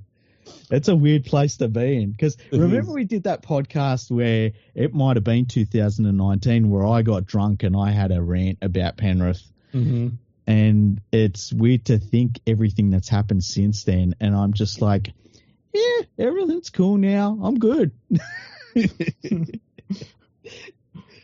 That's right, because 2019, they were actually poised to make the finals. Mm. Round 18, I'm just looking now. Round 18, they were in 7th place on the ladder. They'd just beaten the Dragons 40-18. And the feeling around the club would have been, we're definitely going to be there now. We're on our game. and then they lost to Canberra, then they lost to the Bulldogs, they beat the Sharks to get back into 7th, then they lost to the Broncos, lost to the Cowboys, they lost to the Roosters, and they dropped down to 11th. Wow. And then they flogged Newcastle 54-10 in the last round to finish 10th. Penrith have always had weird performances in the last round in seasons where they haven't been good. Like, every so often they'll have last round performances where it's like, how did they put 60 points on? We missed the finals, weird shit like that. The crazy thing is, that year that they finished 10th, so was this 2019? That was also the last year that the West Tigers finished 9th. Oh, wow. Trumped you that year. Like ships passing in the night. It really was. They both went to either end of the ladder. Stayed there. Reminds me of that. It reminds me of the scene in Castaway where he's on the raft and the giant ship turns up. Shit.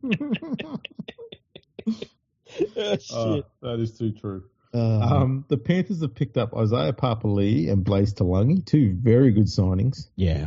And they've lost James Fisher-Harris, Isaiah Elongi, Jerome Luai, Tyrone Peachy, and Sunia Taruva. I can't think of a team that has had worse losses of players in a year in a long time. Yeah, there's some very important players have lost. I think two massive ones, and Taruva is not that bad either. He's another big loss. True. Although, I think if any team was in a really, really good place to lose a winger, it's Penrith, Plains and all that. He picked up Talangi to basically be a straight swap for Taruva because he is basically with age, size, playing style. Talangi, though, will also be able to cover fullback.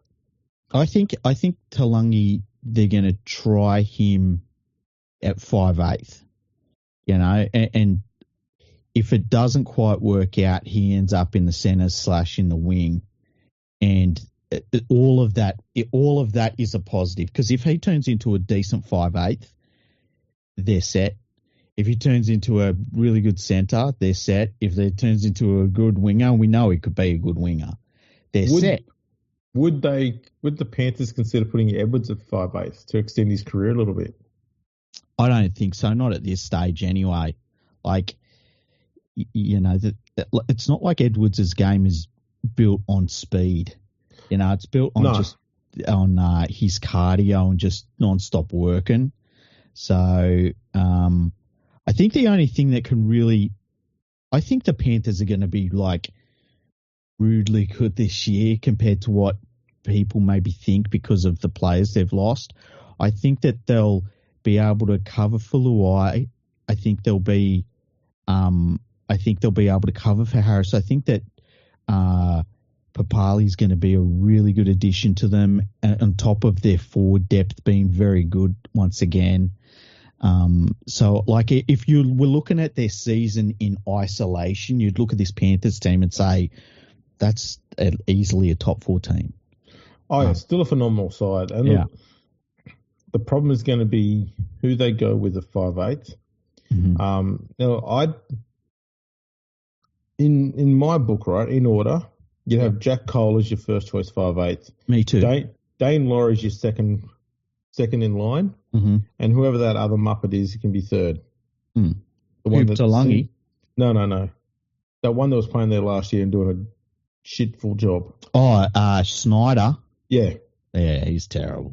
He should be behind Dane Laurie in the pecking order for that because, man, all I see him do was kill their attack time and time again. Yeah. I was like, he can't be playing. No. But other than that, they've covered for their losses reasonably well. So, yeah, I'd be surprised if they don't make another grand final. I would too, for 2 reasons. Number one, the defensive side of things, I think, is just rock solid. And it hasn't got weaker with the losses and signings. Yeah, exactly. Like, and the thing is too, if you said, it's like 10% weaker, I think that it's still the best defense in the league. They've got if Cleary is healthy, and I have touch wood, I have a feeling he's going to have a healthy season.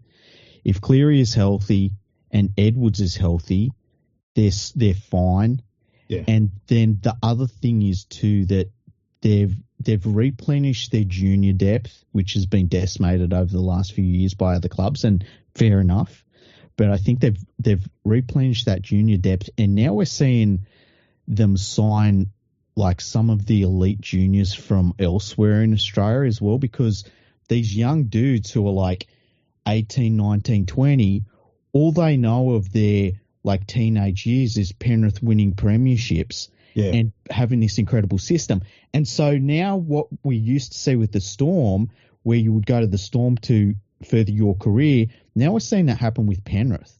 And that's happening on top of them winning 4 straight premierships.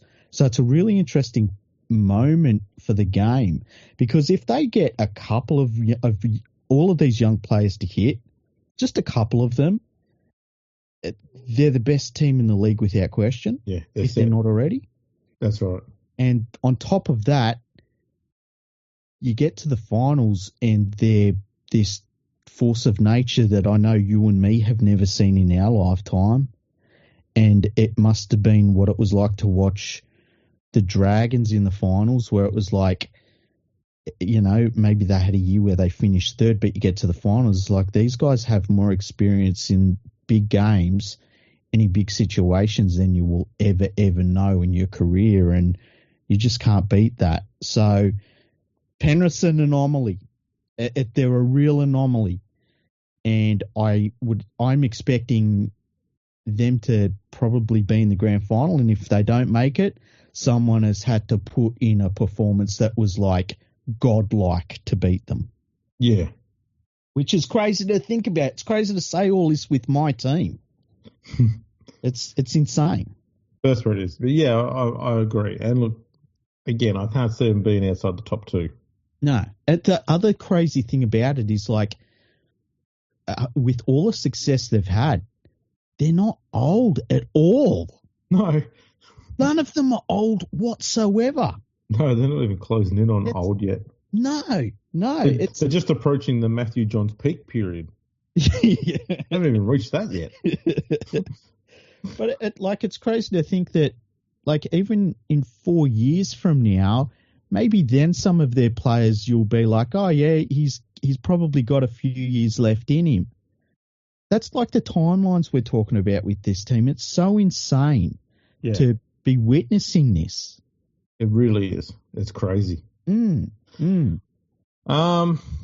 we'll get on to is the Dragons. Okay. Wow.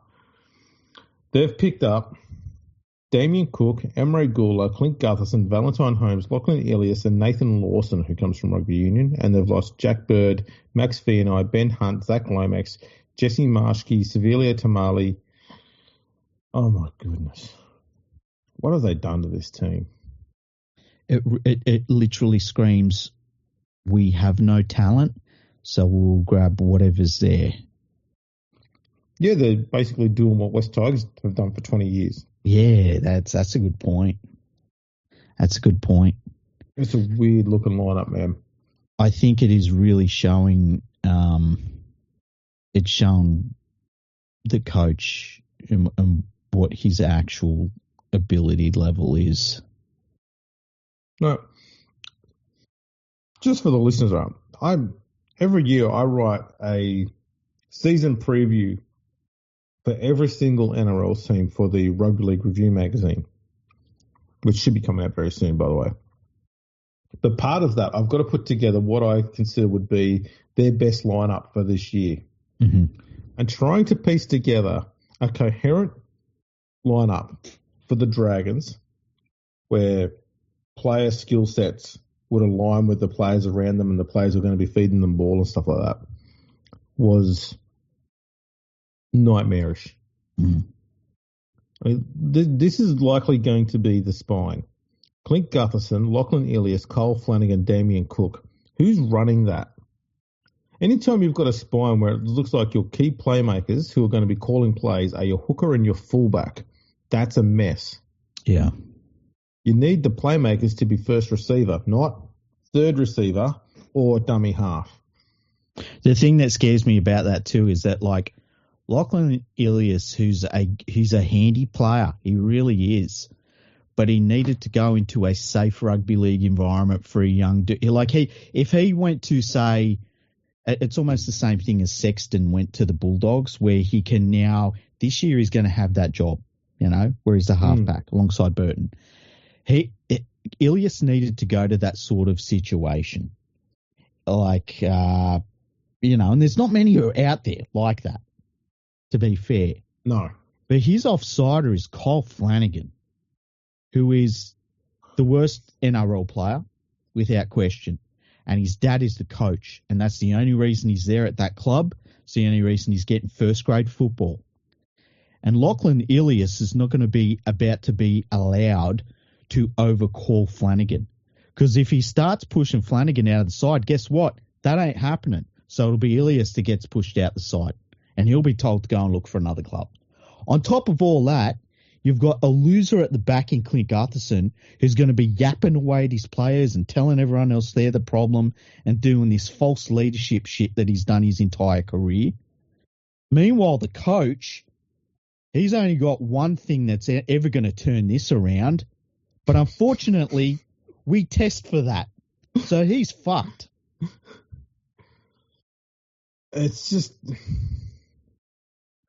They've got some good players, but man, they don't have the structure around them to help maximize it.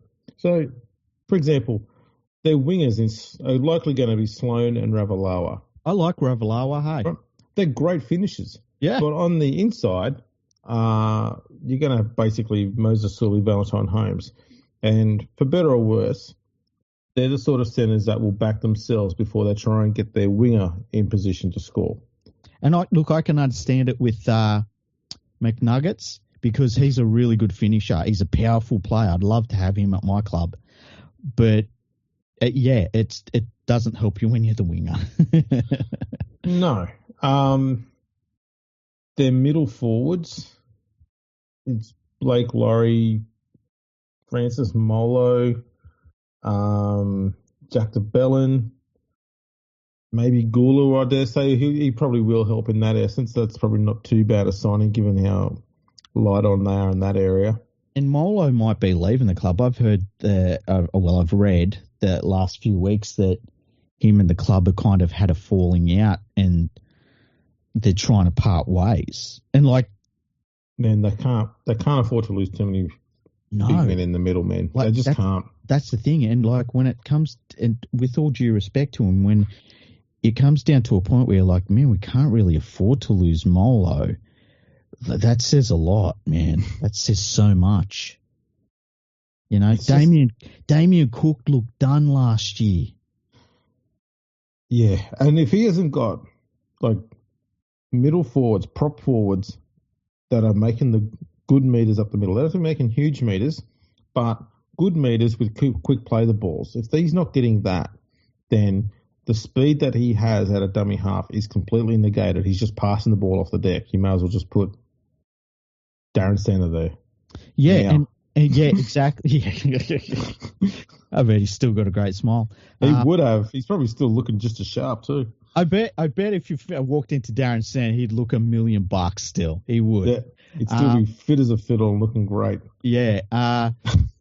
The thing about Damien Cook too is if he hasn't got that forward pack and he's not doing those things, which he barely is able to do anymore. And to be fair, he's had a great career, but it ends for all of them, even Clive Churchill.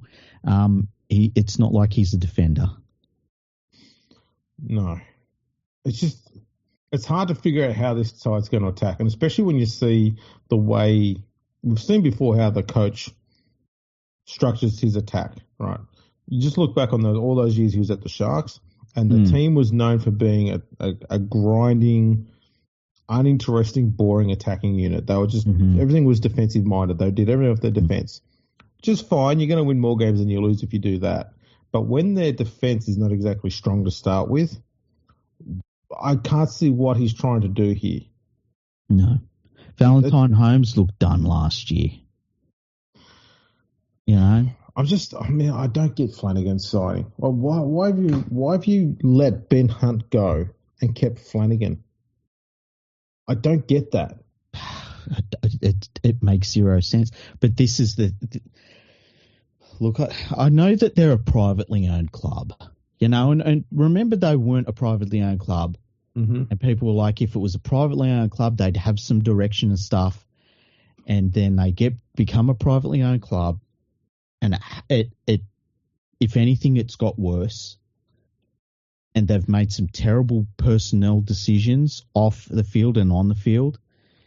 And I just can't imagine how Dragons fans feel. And I see them and like they're trying to be optimistic about the Dragons to a certain extent. But like their optimism is like we might get to a finals, maybe, like be 8th place. Like that's the optimism for them.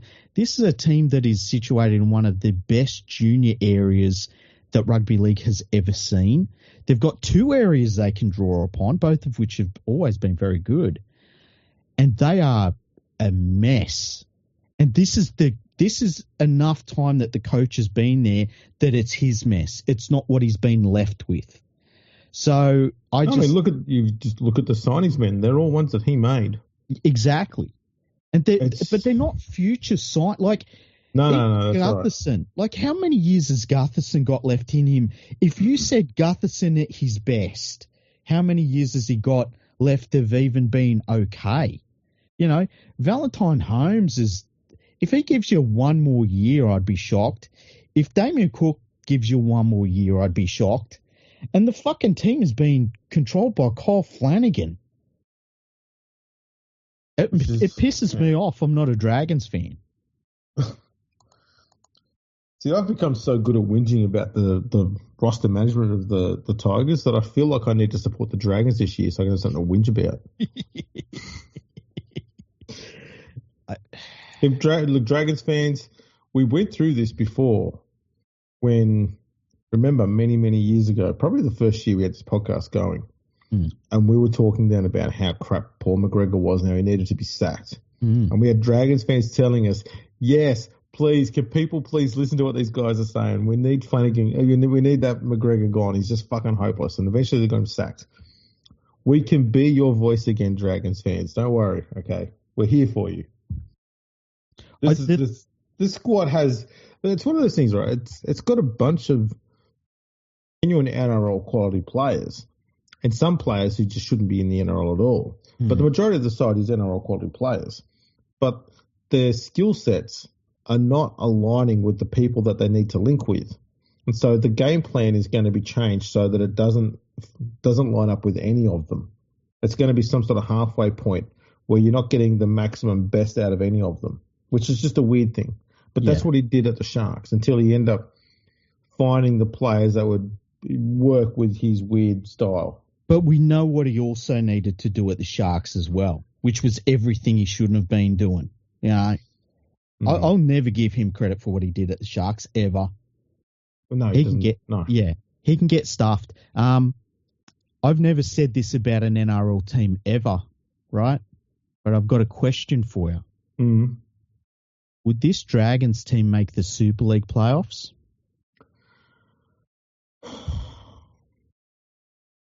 Maybe. And I say maybe only because the drop-off in talent after the top 5 teams is fucking savage over there. It is. And they'd be playing in that group that are just going to miss relegation, or what used to be relegation, and just making up the numbers in the end of the finals. That's where they'd be. I think that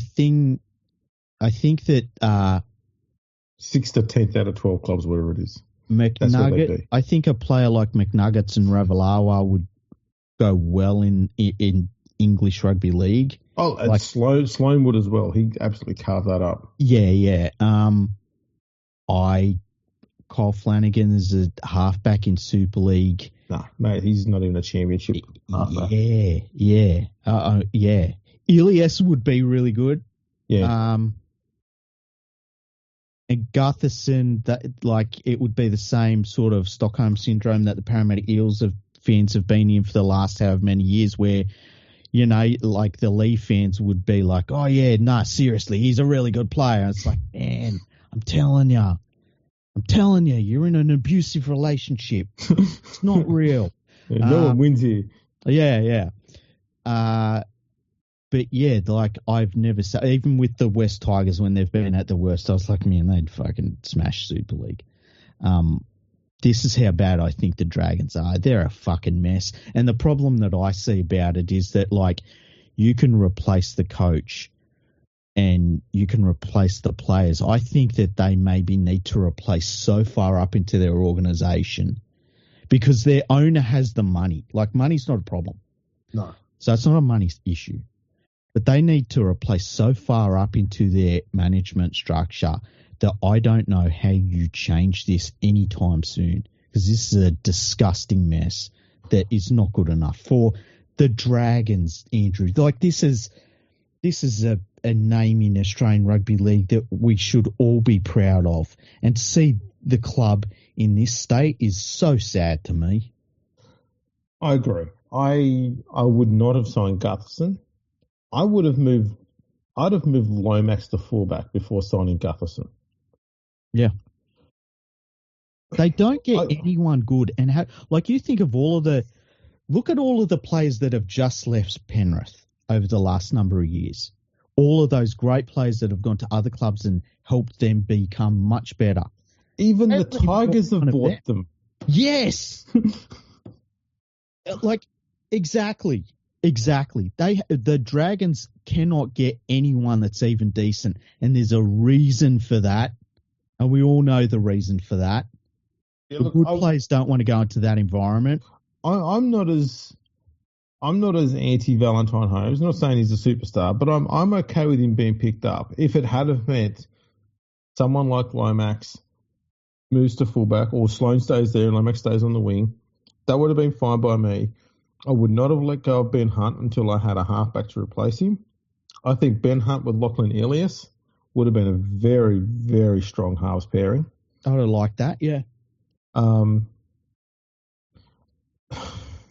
The thing is, Flanagan turned up as a coach.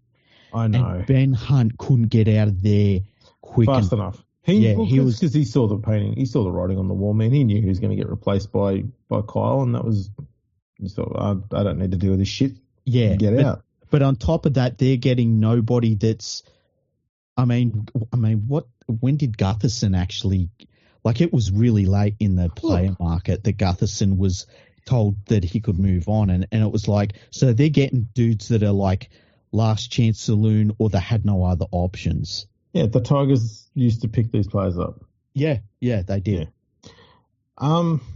The thing that gets me about this, okay, is the back five they had could have just hung on to them. What they needed to do was build up their forward stocks. Mm-hmm. And they instead went on this signing run of not signing any actual forwards. Gula was the only genuine forward that they've picked up. They need forwards. They need to go forward.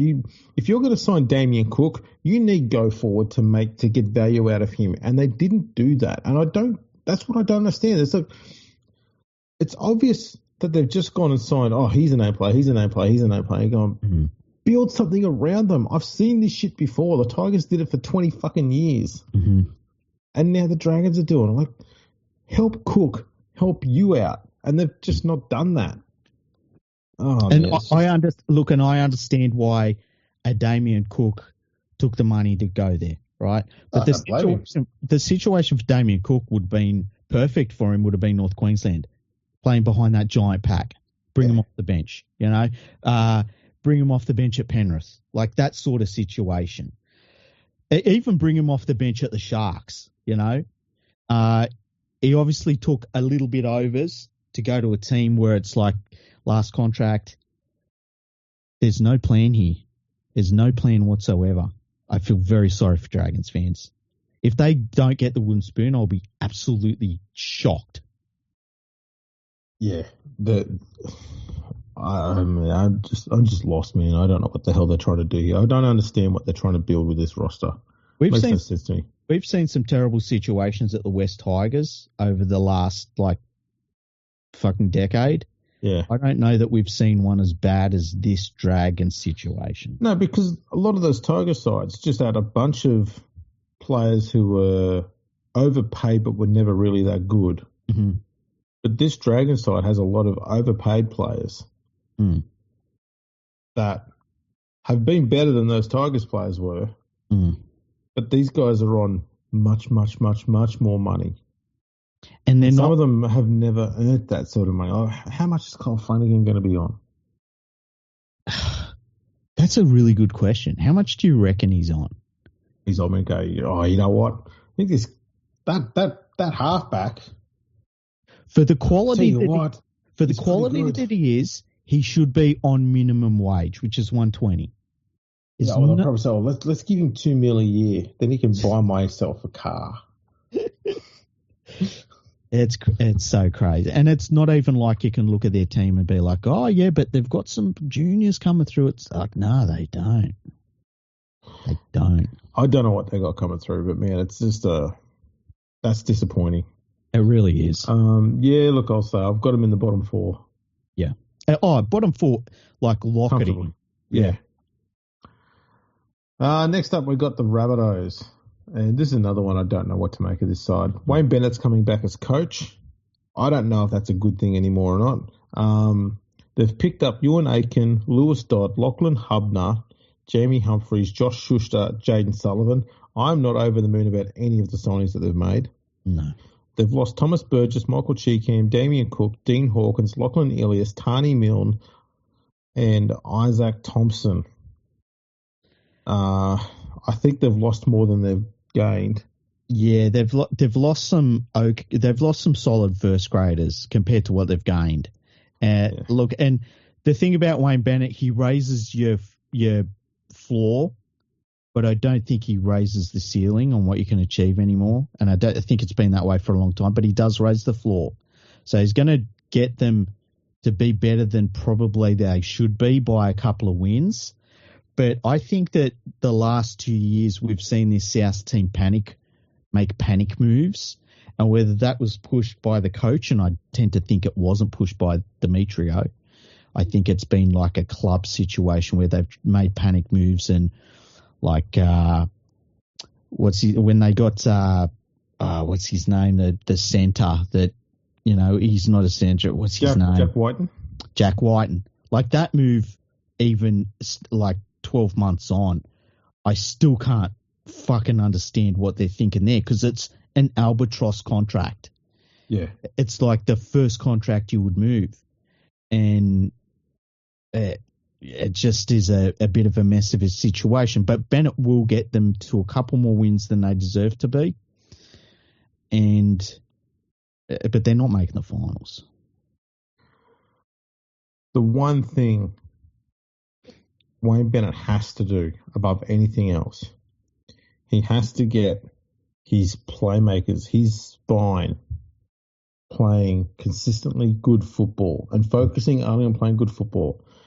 Latrell Mitchell, man, I put some stats up on Twitter last month. Okay, in his four seasons at the Roosters, he played 96 games and missed 8. Mm-hmm. In his 5 seasons at the Roosters, he's played 75 games and missed 58. He's missed 58 with the Rabbitohs. Yeah. Yeah. So he played 92% of games at the Roosters. He's played 56 of his potential games at the Bunnies. Yeah, and look, on his day, he's one of the very few players that can win a game on his own, and that's unstoppable. Devastating. Yeah. Devastating. But he needs to get that spine. Needs to be like Cody Walker's form has been woeful more often than it's been good. Yeah. Lewis Dodd is an opportunity, right? As much as he's come from, I think, St. Helens, he's got the skill set, right? Yes, it's a completely different game. However, he does have the skill set. He is young. And if anyone is going to teach a halfback the things he needs to do in order to help his team out, it is Wayne Bennett. And Wayne Bennett will get Dodd doing everything that he needs his halfback to do to service this side. And that's all he's got to do. He doesn't have to be a fancy playmaker or do any trick shots or anything like that. He'll say, this is what I need you to do, and I need you to do this, and these are going to be the plays we run, and this is what I need you to do in those plays. He's going to organise all of that around him. Walker needs to lift his game. Latrell needs to really pull his finger out this year. And it's looking like it's probably going to be Peter Marmazelos is likely to be the hooker, unless it's Havili. Havili's a bit of a dynamo you can bring off the bench to either play in the second row, or he can be serviceable at hooker. But Yeah, I think they'll probably go. He's like a shock trooper. It's like, oh shit, they've chucked him in the right situation. Yeah, it works great, but he's not your every week player at that position, in my opinion. No. Yeah. I am a big fan of Havili though. I love the way he plays. Yeah. But I think they'll probably go with Marmazelos to start at hooker. If Bennett, above anything else, can get his spine functioning and on the field for the majority of their games, this South team has the potential to play in the finals. You reckon? Yes. I just don't. I think if... But think of the caveat that's there, though, right? That's a pretty big thing he needs to fix. Yeah, that's true. That's true. So the thing about Mitchell is, like, since he's moved to South, he has had the best games of his career without question, but he has played no significant impact for the club in a final series, and it gets to like 18, 20 games into the season, and there's either some injury or there's some gigantic suspension, and that's it. Yeah. And that's not good enough for your marquee signing, for your marquee player. And this would, if I was at Souths, I was part of their management, this would be the last year for him. It would be like, I love him as a player. I really do. But part of me looks at like an Edwards at Penrith and I'm like, man, if we just had someone consistent like that, I think I'd take that over the I can win a game when I want to player. And look, if Dodd plays more than 5 games this season, I think something's gone wrong. I think it's more the fact that the Bunnies just don't have a great amount of depth at halfback, so I can't see how he doesn't play the majority of the season. They're just for the sheer fact that there's not much else to choose from. Yeah. It was a stupid signing. Signing a halfback from England is fucking stupid. Look, it used to be a really good policy back in 1970. Yeah, exactly. Exactly. You fucking hit the nail on the head. We will see. They've got good depth, especially in the forwards. And they've got some pretty good backs there in Campbell Graham. Tyrone Munro, I expect to play a lot of footy this year, even though he's a little fella. Mm-hmm. Alex Johnson won't be injured. Jack White, I don't know what the hell you're doing with Jack White, and he's just such a bad move to get him. I'd almost be tempted to put Whiten at fullback, where he's more useful, and put Latrell back at centre, just to change things. Yeah. At least you know with that Whiten's going to play nearly every game, and he's a good point. He's a decent enough fullback as well. Yeah, I wonder if he's got the capacity to do the cardio at fullback at this point of his career, though. Yeah, that's the thing. I don't know, but I mean, would he be any worse than Latrell as far as fitness goes? And because Latrell he doesn't get that many games anymore. That's a good point. And look, the underrated thing of like, I'm available this week, I'm available next week, I'm available in 6 weeks' time, I'll be available at the end of the year. That is so huge. And to be fair to Whiten, he plays the games. Yeah. And he's a strong kick returner. There's no doubt about that. Yeah. That's always the big thing about his game. So maybe that's a way of getting some value out of him. You're not going to be weakening Latrell Mitchell by putting him at centre, because that's where he played all his rep footy and that's where he's at his best at the Roosters. Yeah. You might actually help him out a little bit. I can only see that as being the only real solution to the drama that South have, because a lot of it is just trying to constantly cover for Latrell all the time. And when you're constantly changing your spine, it just makes it hard to get any attacking cohesion going. And that's been their problem the last few years. But yeah, I think if they can get that sorted out and Bennett's able to get that spine functioning and playing consistently good football, I don't see how South don't make the finals. I don't have them making the finals, and if they start signing old players like Ben always does, I'll be horrified for South fans. He goes for the Band-Aids. Yeah, and he leaves behind a train wreck, and a train wreck that the next coach never sees out. It's so bad. Yeah. Demetrio didn't see it out. No. So we'll see what happens with South. All right, next is the Roosters. They've picked up Chad Townsend, and they've lost Zach Docker-Clay, Luke Keary, Michael Jennings, Terrell May, Joseph Manu, Joseph Suwali, Sateli Tupanua, and Jared Hargraves. You can do it, Chad. It's all on you, Chad. I think Chad Townsend's a really good signing in 2012. I don't think he's a good signing in any year. It's my God. It's they've been decimated, and it's funny. It's going to be funny to see the usual suspects in the media saying, "You know what? I've got the Roosters in the top 4." They've been devastated by the players they've lost. I think the players they've held on to, I just don't rate hardly any of them. Tedesco's another year older, and the signs have been there that he's slowed down, which is fair enough. Even Clive Churchill slowed down at one point. I'm not bagging him, but has he got 2 years, like including this year, left in him? He's got this year, next year? I think he'll be fine, but the problem they've got is the rest of the side. Look at it. They lost nearly every single top line back that they had available. So this year it's looking like the centres are going to be a rugby union player and Junior Polgar, who 2.5 years ago was like some rookie that the West Tigers just brought through. And if you've got a rugby union player playing at centres, you are going to get a night. That's going to last a week or two. Yeah. That's like Greg Smith at the fucking Newcastle Knights sort of horror show shit.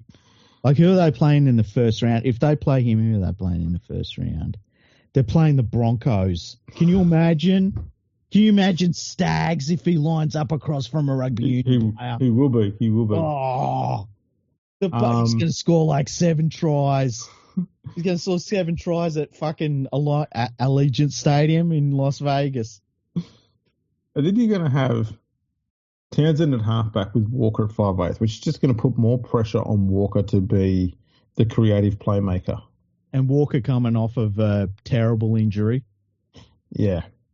That's bad. Brandon Smith at hooker, who's been largely a plotter since switching clubs. Yep. He, of all years right now, needs to really pull his arm out of his ass and actually rip in and be fucking good. One more bad year and he's going to the Warriors. And one more bad year, he's going to England. Yeah, he might do. That's where he's ending up. Yeah. Never sign a Storm player. Allegedly. Well, the Warriors got he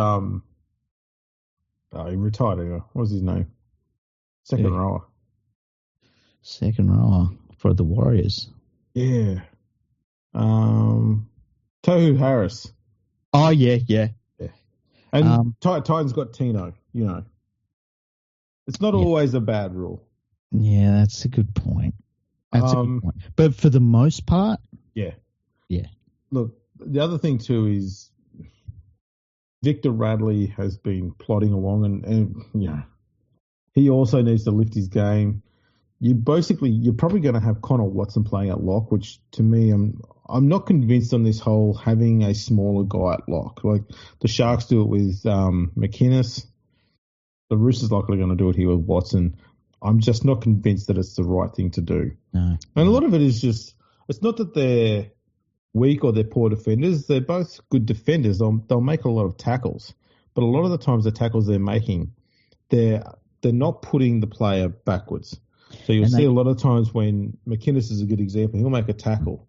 He'll be around the waist. The player running forward will then fall forward, chest down, which means they get up and play the ball fast. Mm-hmm. You kind of want your middle forwards to be able to stand them up and push them backwards or roll them over, turn them around, that sort of thing. And they tend to get smashed up too. Yeah, that's right. Like any of these, what's his name at South Sydney, who's a great player, but he gets smashed up. And then McInnes is another. Cameron Murray. Yeah, Cam Murray, yeah. Great, really great player, but he gets absolutely smashed up.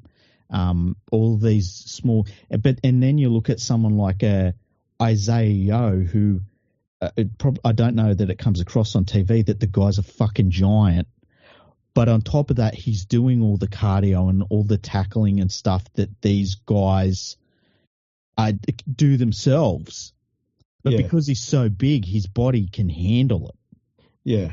And and I feel sorry, like Cam Murray, I feel sorry for. That dude gets beaten up.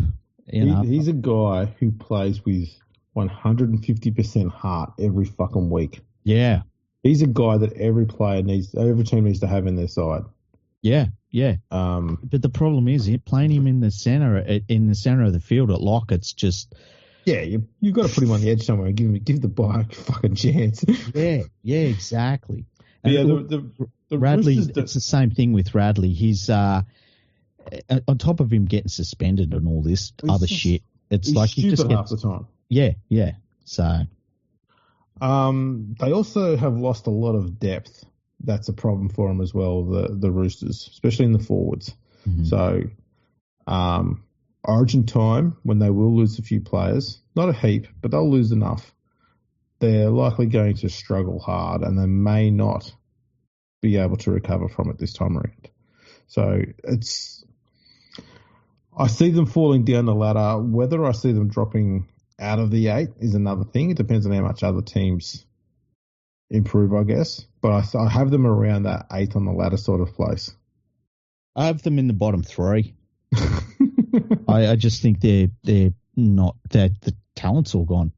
There is talk they might get Joey Manu back after he's finished. I don't even know what they do in Japan playing rugby union, but they play nines or whatever it is. Fucking ridiculous. Like, I get it, take the money. I totally would say take the money, but hopefully he gets that out of his system and he does go back to the Roosters. But yeah, I just. The talent's all gone. They're gone. Everyone's gone. All right. Next up is the Warriors. They've picked up Tanner Boyd, Aaron Clark, Jack Cleary, James Fisher-Harris, and Sam Healy, and they've lost Adam Fanua-Blake, Tohu Harris, Sean Johnson, Marcelo Montoya, and Jazz Tavanga. They've had some big losses there, especially up front. Fanua-Blake, Harris, and Tavanga are they're regulars in their pack that they've lost. Yeah, to me, Tavanga's the one that I don't like them losing. Hey, man, I know Adam all three are just hard to replace. I know Adam Fanua-Blake was great for them, but I just see Fisher-Harris. I'd rather have him. Yeah, Fisher is a perfect swap for Fanua-Blake. Yeah. Harris is just one of those blokes you just can't get a straight swap for. The workload he got through me was just fucking insane. He's another bloke I love, man. He's just a phenomenal player. Tavanga is a very good utility forward. Can play in the middle or on the edge. Losing Sean Johnson that's like. Well, Sean Johnson is the perfect example of what you were saying about halfbacks. That they play that 1 year too long and it's just gone. It's gone because over. Yeah, 2023 he was insanely good. Mm-hmm. That's when he should have went.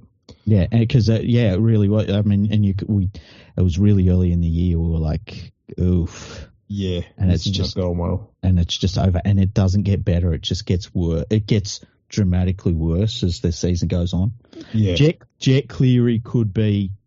It's a weird situation with Jet Cleary going to the Warriors because Jet Cleary could be extremely good for them. He could be like Reece Walsh turns up and all of a sudden it's like, holy shit.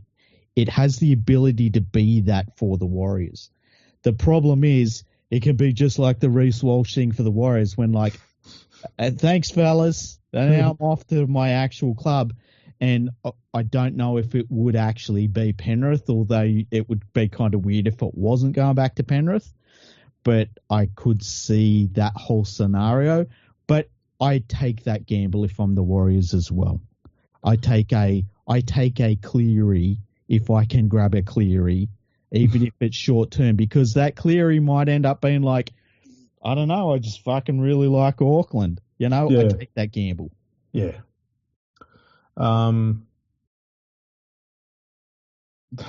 Man, the halves I'm not too sure on. It's basically, I'm guessing Luke Metcalf and Tamero Martin. I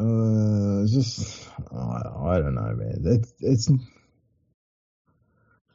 they've still got parts of this squad that they need to finish the clean out on, and that'll probably happen next year. This year.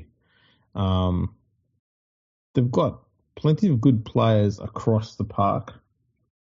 It doesn't feel like they've actually got one position that they've absolutely just nailed down in every single player there. Yeah. Maybe the front row. Bunty Afoa's not bad.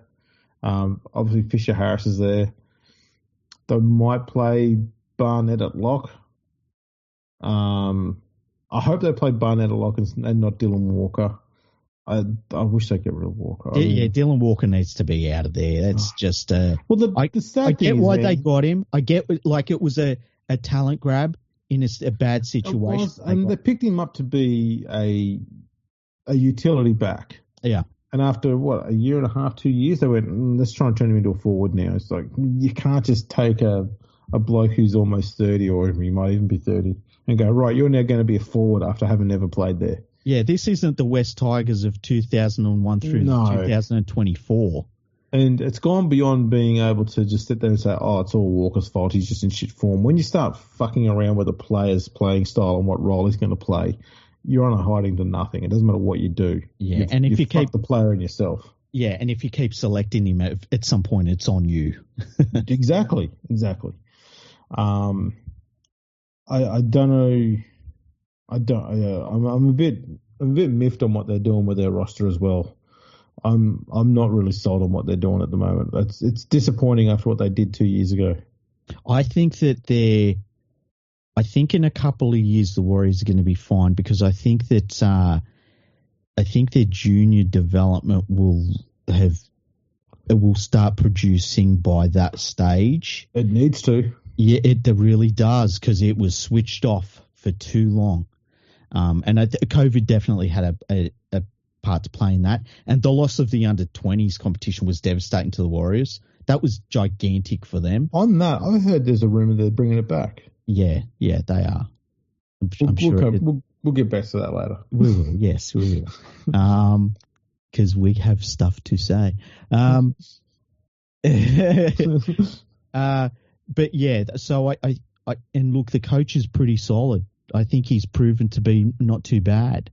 And I think that with this group of... Look, James Fisher-Harris is going to push something at that club just with the standard that he expects. Oh, he'll fix up the middle defence, which has long been an issue for him. Yeah, but just the professionalism he has. Yeah. And, like, I mean, he will have gone into preseason, all that, and just things that he thinks are normal that every other team should be doing would probably horrifying to the Warriors players around him. And they're like, okay, this guy's at this level. I need to go there with him. Otherwise, I'm just going to be found out this year. So that's going to be good for them. But I have a feeling that this is maybe a bit of a slower rebuilding process that the Warriors are looking at doing. And I could see them getting like 10th place around there this year. But I think it's for a good cause long term. Even though it probably won't feel like it for the Warriors fans, I mean. Yeah, I can see that. Yeah, but that's how I feel like this is a real considered rebuild by the club, because I think it's been a considered rebuild by a pretty handy coach that they're lucky to have. Yeah, I agree on the, where they're going to finish up. I see them finish just outside the 8 as well. Yeah, they'd have to have one of those like tear through a 6-week run that they can do to end up in the finals in 8th, 7th, 8th place. But outside of that, I think, it's just outside the finals for them. Yeah. Last club is the West Tigers. And they've gained Jack Bird, Royce Hunt, Jerome Luai, Terrell May, Gerald Skelton, Sunia Taruva, and they've lost Solomon Alamalo, John Bateman. John Bateman. Sorry. His losses are John Bateman. John Bateman's not there anymore. He's gone. Have gone. You heard? They sent him to the other side of the continent. They did. Mate, fuck off, and when you get there, fuck off some more. Can you pass a couple of fucking tropics on your way? Can you pass 7 meridians or something? Yeah, keep going. Isaiah Papali'i, Aiden Caesar, Jaden Sullivan, Junior Tupou, and Stefano Utikamanu. I've got a question for you. Mm-hmm. What do you feel like? There's a hope thing. Yeah? Yeah, it's almost a positive thing. Yeah. Yeah. And now look, let me also say, I'm not a deluded fuck who's going to sit here and say, we're going to finish in the finals this year. I don't think the Tigers are making the finals this year. Not because I think that their squad is shit, but because there's been some massive changes right there. Massive changes. And it's going to change the way they play the game to what they did last year. And it's going to take them at least a year to get that shit sorted out. And the big thing that they didn't sort out last year, they did for half the season, is their defence. Mm-hmm. And until they get their defence right, they are not going to get any value out of Jerome Luai. And I think Benji Marshall is aware of that because a lot of the signings he's got there are about fixing up the defence, especially in the middle. So teams can't just steamroll through the middle anymore. That's a big thing. And so I think that's what he's working on. I wouldn't be surprised if the first 6 weeks of the Tigers season, they might be playing a little bit within themselves in attack, and they're focusing solely on trying to be competitive for 80 minutes defensively. And they'll all say, right, once we know we can do this, that's going to be our standard. Now we're going to let Jerome Luai go out there and he can just cook for a little bit and see what he does. Because there's no shortage of attacking weapons in this side. Yeah, there's things I like about this West Tigers team. They've got a couple of pretty handy young players. They've got their forwards worry me a little bit, but they're not bad. The thing that gets me is that their halves are very good, and they've brought in Jerome Luai, a guy who I have the just absolute faith in. Like, I've got so much faith in that dude. He's a winner. He's a winner on a historic level. He's a leader. He's a big game player. And if things go right for them, I can see them being a finals team. I really can. And I mean, best case scenario, I could see him finishing 6th. I'm hoping they get to 9th. Okay. I don't know. I think, and that's not just doing the whole West Tigers joke thing. I want to see this club get to that 9th position this year, and I want to see them fight with the top teams, fight and scratch.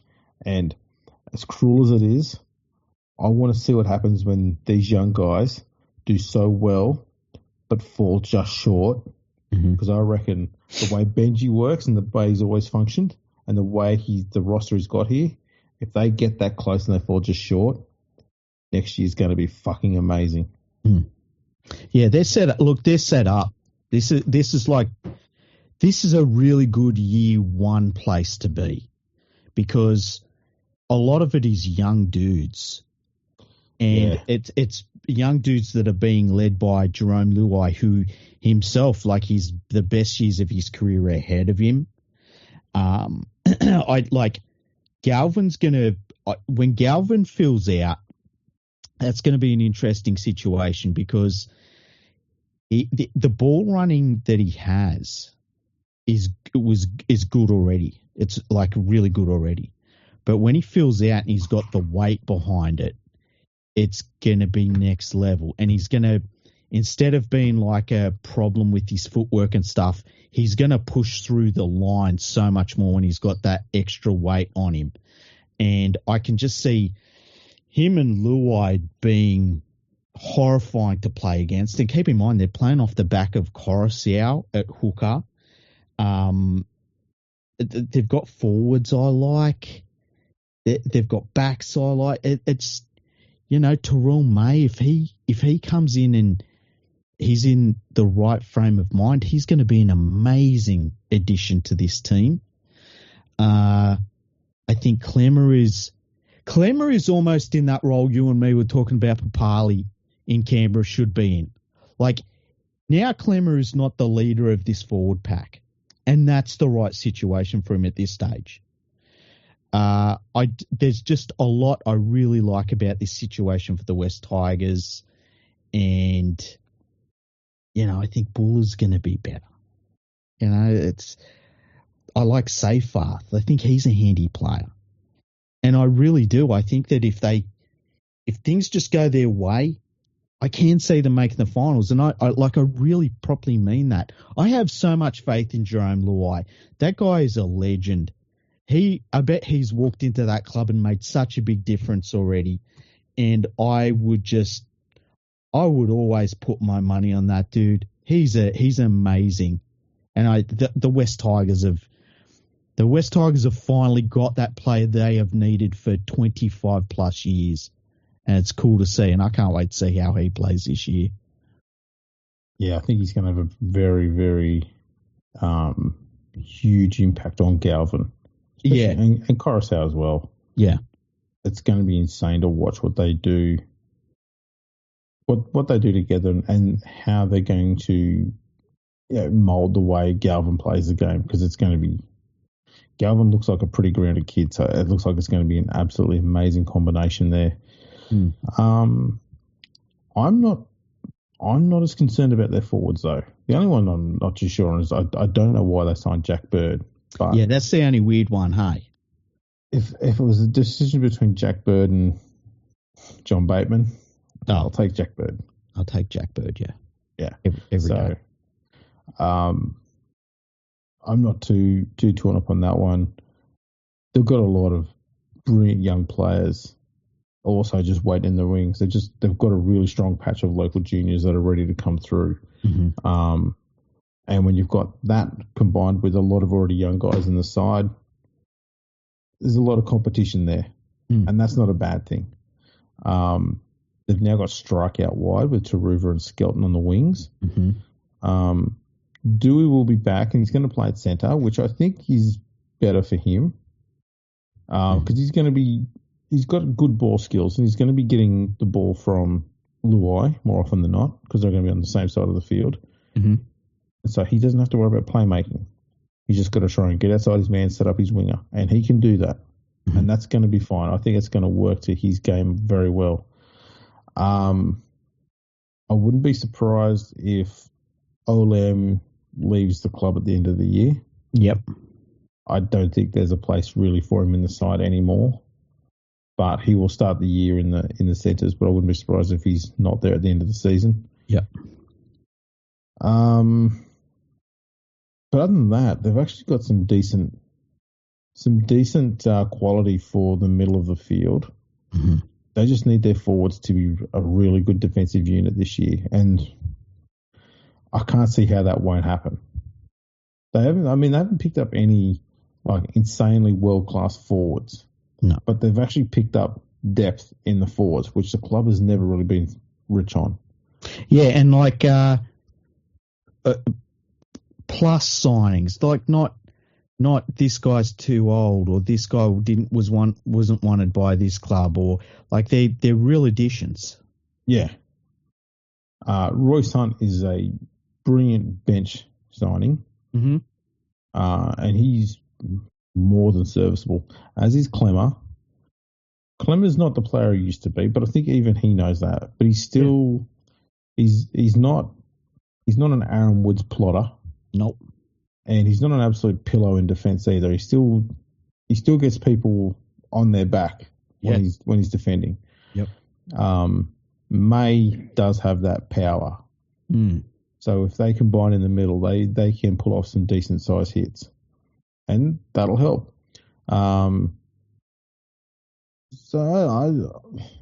They're an actually properly balanced lineup. Yeah. And you've got two very creative halves there who have very strong line running second rowers and very strong running, one very strong running centre in Olam, and a reasonably good creative ball player in Dewey on the other side. And great finishes. Buller's proven to be a very, very good fullback in just 2 seasons. Mm. It's the best looking lineup the Tigers have had in a long, long time. Yeah, it's well over a decade since they've had a lineup where it's not full of stopgap measures. Like this looks like a real football team finally, and we're gonna actually see Benji Marshall coach this year. Like, he's been patching up holes on the Titanic since he got there, since he had to take over the job early. But this year we're going to see him coach, and that's going to be cool to see too. And I'm really looking forward to it. And it's going to be. I hope that it turns out well. They need a couple of their juniors to come through and hit. If they can get a couple of their juniors to come through and really hit, and if they could get a nice forward coming through and hitting, I think that would help them a lot. And maybe a centre as well. And if that happens, and they can get on a bit of a roll, and I can see it being a pretty good year for them. He is hoping. Yeah. It must be really nice. Yeah, it must be. It's a nice change. It's a nice change. Yeah. It's been 14 years since they last played in the finals. Yeah. Crazy to think about. Oh, man. There's people who have finished school who have never seen the Tigers in their school life play in the finals. Yeah. That's insane to think about. And, you just want your team to be in the race for something. You just want them to have a bit of relevance. And I always used to think about that when the Panthers weren't great. It's like just let us be in with the shot at making the finals. That was enough. Just a little bit competitive. Yeah. Yeah. You just don't want to be. You just don't want to be irrelevant. That's what gets me about like Dragons and Titans. You don't want to be in that irrelevant place year after year. That's right. Should we go through? Have you got time to go through these questions that Julia sent us? Yeah. Are you sure? Because it's pretty late. All right. Who do you think will be the standout player this year? The standout player. I personally think it'll be Jerome Luai. I think people will be like, they've done with a lot of former Panthers players, be like, oh, wow, he's really good. Man, there's a lot to choose from. I'll go with Galvin. Okay, Lockie Galvin. Yeah. Next question from Julie. What teams are you most excited to watch? And Tigers, obviously. And not just because it's my team, but I mean, you can't go through that much change and not see how exciting that side looks. Yeah. Who else would there be? I'm interested to see how the Broncos go. Yeah, that's fair. I'm interested to see the Storm's revenge tour. I think that's going to be scary good. It could be really fucking scary.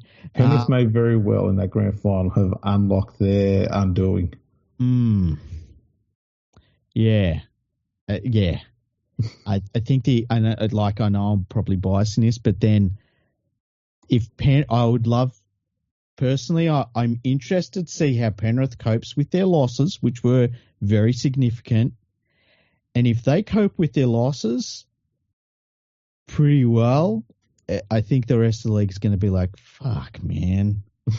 Like if Blaze Talangi turns into a rep quality centre or 5'8", the McLean brothers, like they look very, very good out wide. Like there's a lot of scope there for Penrith that if a couple of their players just take one step forward, it'll be like, how many more years of this do we have to put up with, you know?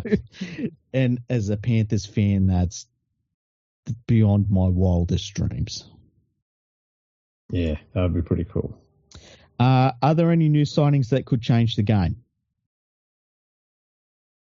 Change the game? I think that's rugby union play with the incomprehensible name that's signed for the Roosters. He's not changing the game. No, I think he could change the game in terms of like somebody scores like 7 or 8 tries against. Like, I hope they don't play him in the centres. They need to put him on the wing. No, I don't think we've had too many playmakers come through. I mean, I think Galvin was the only one that came through in recent years or so that actually looked pretty decent. If I could see Jet Cleary being my God, this kid, you know. I do know something. No, I mentioned before, Liam Eisen at the Sharks. Yeah. That kid looks phenomenal, man.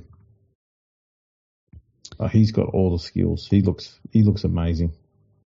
The Sharks just signed him because, like you said before, like you get one of these once in a generation talents come through, and you go, yeah, we might already have one of the greatest fullbacks ever, but we're not letting this guy go.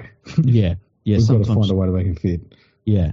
Yeah. Sometimes you just got to be like, I know this isn't a need, but it does not matter. We're doubling up on salary. It does not matter. You don't lose these kids. So long as he's here with us, he's not playing against us. Yeah, exactly. Big shout out to Brad Fittler from Panthers fans. Okay, another question. How do you think the injury/player swaps from last season will affect teams this year? I don't think it's going to be that much different. I think some teams who struggled last year, most teams that struggled last year, have better built their rosters this year. So they've brought in a lot more depth. The Tigers were a bit different because they were a team that had full of depth players. So they started actually filling it with legit first-grade players, world-class players. But most of them have been pretty good at signing depth players. You get teams like Penrith and the Sharks who don't, in the last 3 or 4 years, have not traditionally gone around just constantly having this churn in their side. And it's meant that they've been two of the more consistent teams in the comp during the regular season. That's what you want. You want to be consistent and consistently good and winning. So I think the poor teams who are trying to get out of a hole are the ones that are going out and they're just buying, like the Dragons are doing, just buying random players and hoping that it just sticks. They're the ones that are going to struggle when the injuries hit because they've put all of their money and resources into these star players and not into depth. They're the ones that are going to hurt. It's a weird cycle you get stuck in because then it's just like, oh, we've bought all these great players, but they got injured, and so we're still losing, and so they keep doing the same thing over and over again. And you just got to look at the Tigers for the last 15 years, and you see what that cycle is. Yeah, and that's why it's so important to focus so much on junior development because that gets you out of that cycle eventually. Exactly.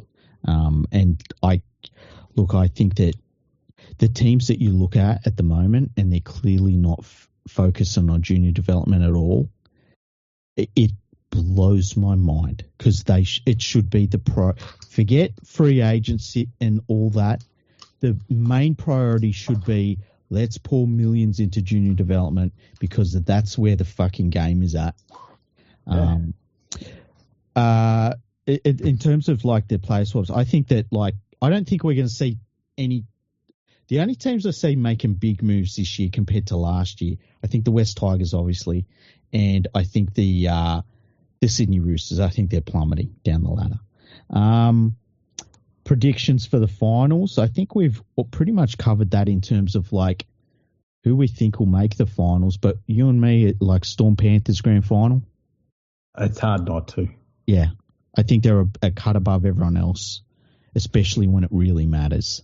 I think the only team that's got the cohesion and the quality of players that might be able to compete with that could be the Sharks, but I don't see that the Sharks are mentally strong enough to do that. It seems to be a weakness of theirs. When they get to finals football, they crumble. Yeah. I think it would need something like, say, they're taking on the Panthers and Cleary's out, and it's like the halves of Jack Cole and Blaze Talangi, which I think they'll do a job, but I think it would be like you would need giant holes in their opposition. You know what I mean? Yeah. And as I said, and I've said it for years now, I think the team that beats Penrith will have put on something. I like even in that situation, I think the Sharks would be at the end of a war, and the Panthers pack will have torn them to shreds, and Edwards would be going off, and To'o's run for 300 meters, and they win by a field goal, and it's like, Jesus Christ, those bastards wouldn't die. I think it would be something like that. Yeah. And who are the main contenders? I think we've talked about that pretty much. And then her last question, who do you think you would most likely see in Milky Lane? Milky Lane? Milky Lane.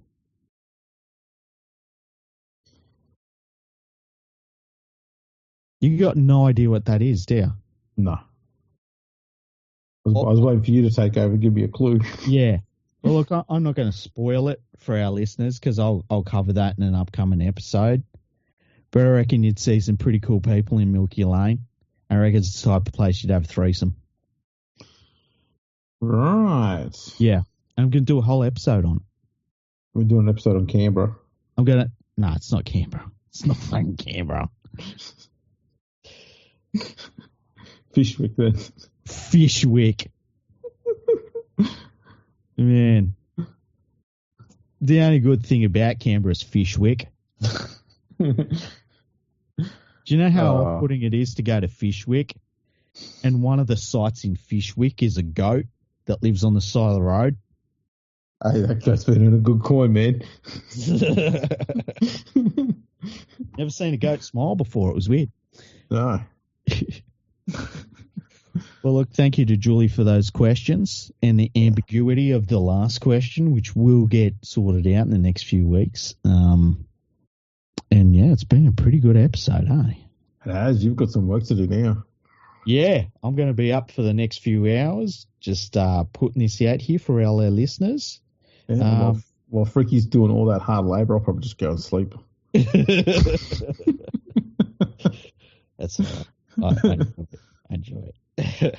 It's okay. I mean, I wrote two basically dying. Yeah, I was dying. I died and gallivanted a little bit. Yeah, and I mean, died a little bit more. I wrote 2 books, but I didn't write a get well soon card. I just liked over the last couple of months, like, you know, in our group chat, you and me and the Dean, the CEO, and just every so often be like, oh yeah, just dying again. It's like, what the fuck? Terrible. And more so, you just go, oh yeah, dying again. So okay, I'll just go and write something. Yeah. I'll come back when you're less dead. Oh, shit. But yeah, it's been a quiet off season, which was good. I know you were doing a lot of work writing, yes. And I basically had the biggest break I think I've had for many, many years in the off season. So it's been good recharging. So, for those who don't know, the Rugby League Project / League Unlimited Annual, the fifth one, got released in late January. So you can check that out. You can find it on our website. And the third edition of my book will be out in April. I had to touch that up and fix it up a bit and add a few extra pages to it. So that'll be coming out in early April with any luck. Lots of new historic stuff in that third edition. Yeah, a bit of revisionist history. No, there's none of that. Revisionist history. Yeah, I couldn't believe the South forwarded the 1909 grand final to Balmain. Yeah, changed all that. I can't believe the chapter like dragons. They weren't that good. It turns out. Yeah. I just stripped them of 10 titles. Yeah, cheat the cap. I like the way that you weren't like you confined it to rugby league history, which started in 1998, apparently. Yeah. Well, that's when the NRL era began. Yeah, the NRL era. That's all that matters because rugby league didn't exist before then. But no, seriously, I can't wait to see the new book when it comes out, and we'll promote it throughout the year. It's going to be awesome. And we're doing the tipping competition again this year through the NRL website. I will post the link in the description of this podcast. It's free. It's through the NRL website. Doesn't cost you a cent. And you know that we go through every week and we talk about how things are going with the tipping comp and who we're tipping and all that sort of stuff. So get involved and we'll see who wins it. Won't be me. Oh, man. I talk a big game with the tipping comp, but I haven't been near the top for too many of the seasons. I can't remember ever going through an entire footy season putting in my tips every week. Oh, really? The only time I've ever finished footy tipping seasons is when I've just got to the point where I'm just going to do the whole season remaining, like in the next hour and a half. Yeah. And then just go, okay, it's done. They've got a thing now where you can, if you like, it's like for if you miss weeks, so you can pick all the home teams, all the away teams, the consensus picks, or by ladder position. Should allow you to pick based on the teams that you hate the most. So all you do is rank the teams you hate the most. Don't be like that about the Roosters. So that's the thing. I've got a lot of teams I hate the most. you like. I shouldn't call it out. You don't like Souths. Yeah. Yeah. Just on a watching the game basis, yeah, I don't like South. What teams would you say I hate the most? Sharks. And? Raiders. Roosters. Yeah, that's fair. It's fair. Yeah. Outside of that, none of them really. There's nothing really there for. But yeah, those three teams can fuck off. Mine's basically Parramatta, Knights, South. Why Knights? I lived there long enough. That's great. Oh, you gotta love that Newcastle diversity. Brisbane, Melbourne. Brisbane. Yeah, I lived there long enough. Oh shit. Brisbane just seems. When I've been to Brisbane a couple of times, it just seems a bit boring. They're all a bit cooked. Are they? Yeah. No. I don't know well. Yeah. I was going to say, like... I don't mean that. I'm doing a lot of work on the Brisbane Rugby League history, so... Yeah. Just in case you know. I'm joking, people. I love everyone in Brisbane. No, it's on record now. You're all great human beings. I married one of your peoples. Yeah, you did, didn't you? You married a Maroon. Yeah. Hey. What, do the kids have a team yet, by the way? State of Origin team? No, well, no. Yeah. You'll be disappointed to hear this, but Elle doesn't watch, and she doesn't really care about the Panthers anymore. Ah. She only liked them because their jumper was pink, and now her favourite colour is lilac. So you've missed out. She's going to end up being a Storm fan. No, she doesn't like dark purple. She only likes lilac. Okay. Yeah, so marketing opportunity there for the Panthers. Yeah. Just tweak the pink a little bit, add some lilac in there. Yeah. You'll get it back. We'll work on it. You work on it. You talk to your people. I'll talk to my people. I'll talk to my people to talk to them people. That's a good idea. Yeah. Little fella looks keen. Oh yeah. Is he starting to pick teams or anything? Yeah. He likes Mum, so he likes the team that Mum goes for. So he's probably going to go for the Sharks. Oh, that's a terrible But shame. he hasn't picked the team yet. Okay. So we'll see. We'll see. There's still time. We can still work in that. You know. Yeah. I'll try and get him to the Tigers. No, don't do that to him either. What's wrong with you? They're the two worst teams to follow. Oh no, there's worse. Just as long as he doesn't follow like a soulless franchise that stole their logo and everything and their name and changed it 15 times and then talk about heritage. Oh, I love rugby league. It's so good. I'm so glad we're back. Oh yeah, it's fantastic. Well, I guess we should wrap this turkey up and put a bow on it and send it to bed, eh? Yeah, let's do it. Thanks for tuning in, everyone. Make sure you check us out on all of the socials. We're on LinkedIn, Facebook, YouTube. So go over there, give us a subscribe, a like, all that sort of stuff. Share us around. And we're going to start doing this a little bit more regularly now. So make sure you check out our next episode coming out very, very soon. Catch us all later.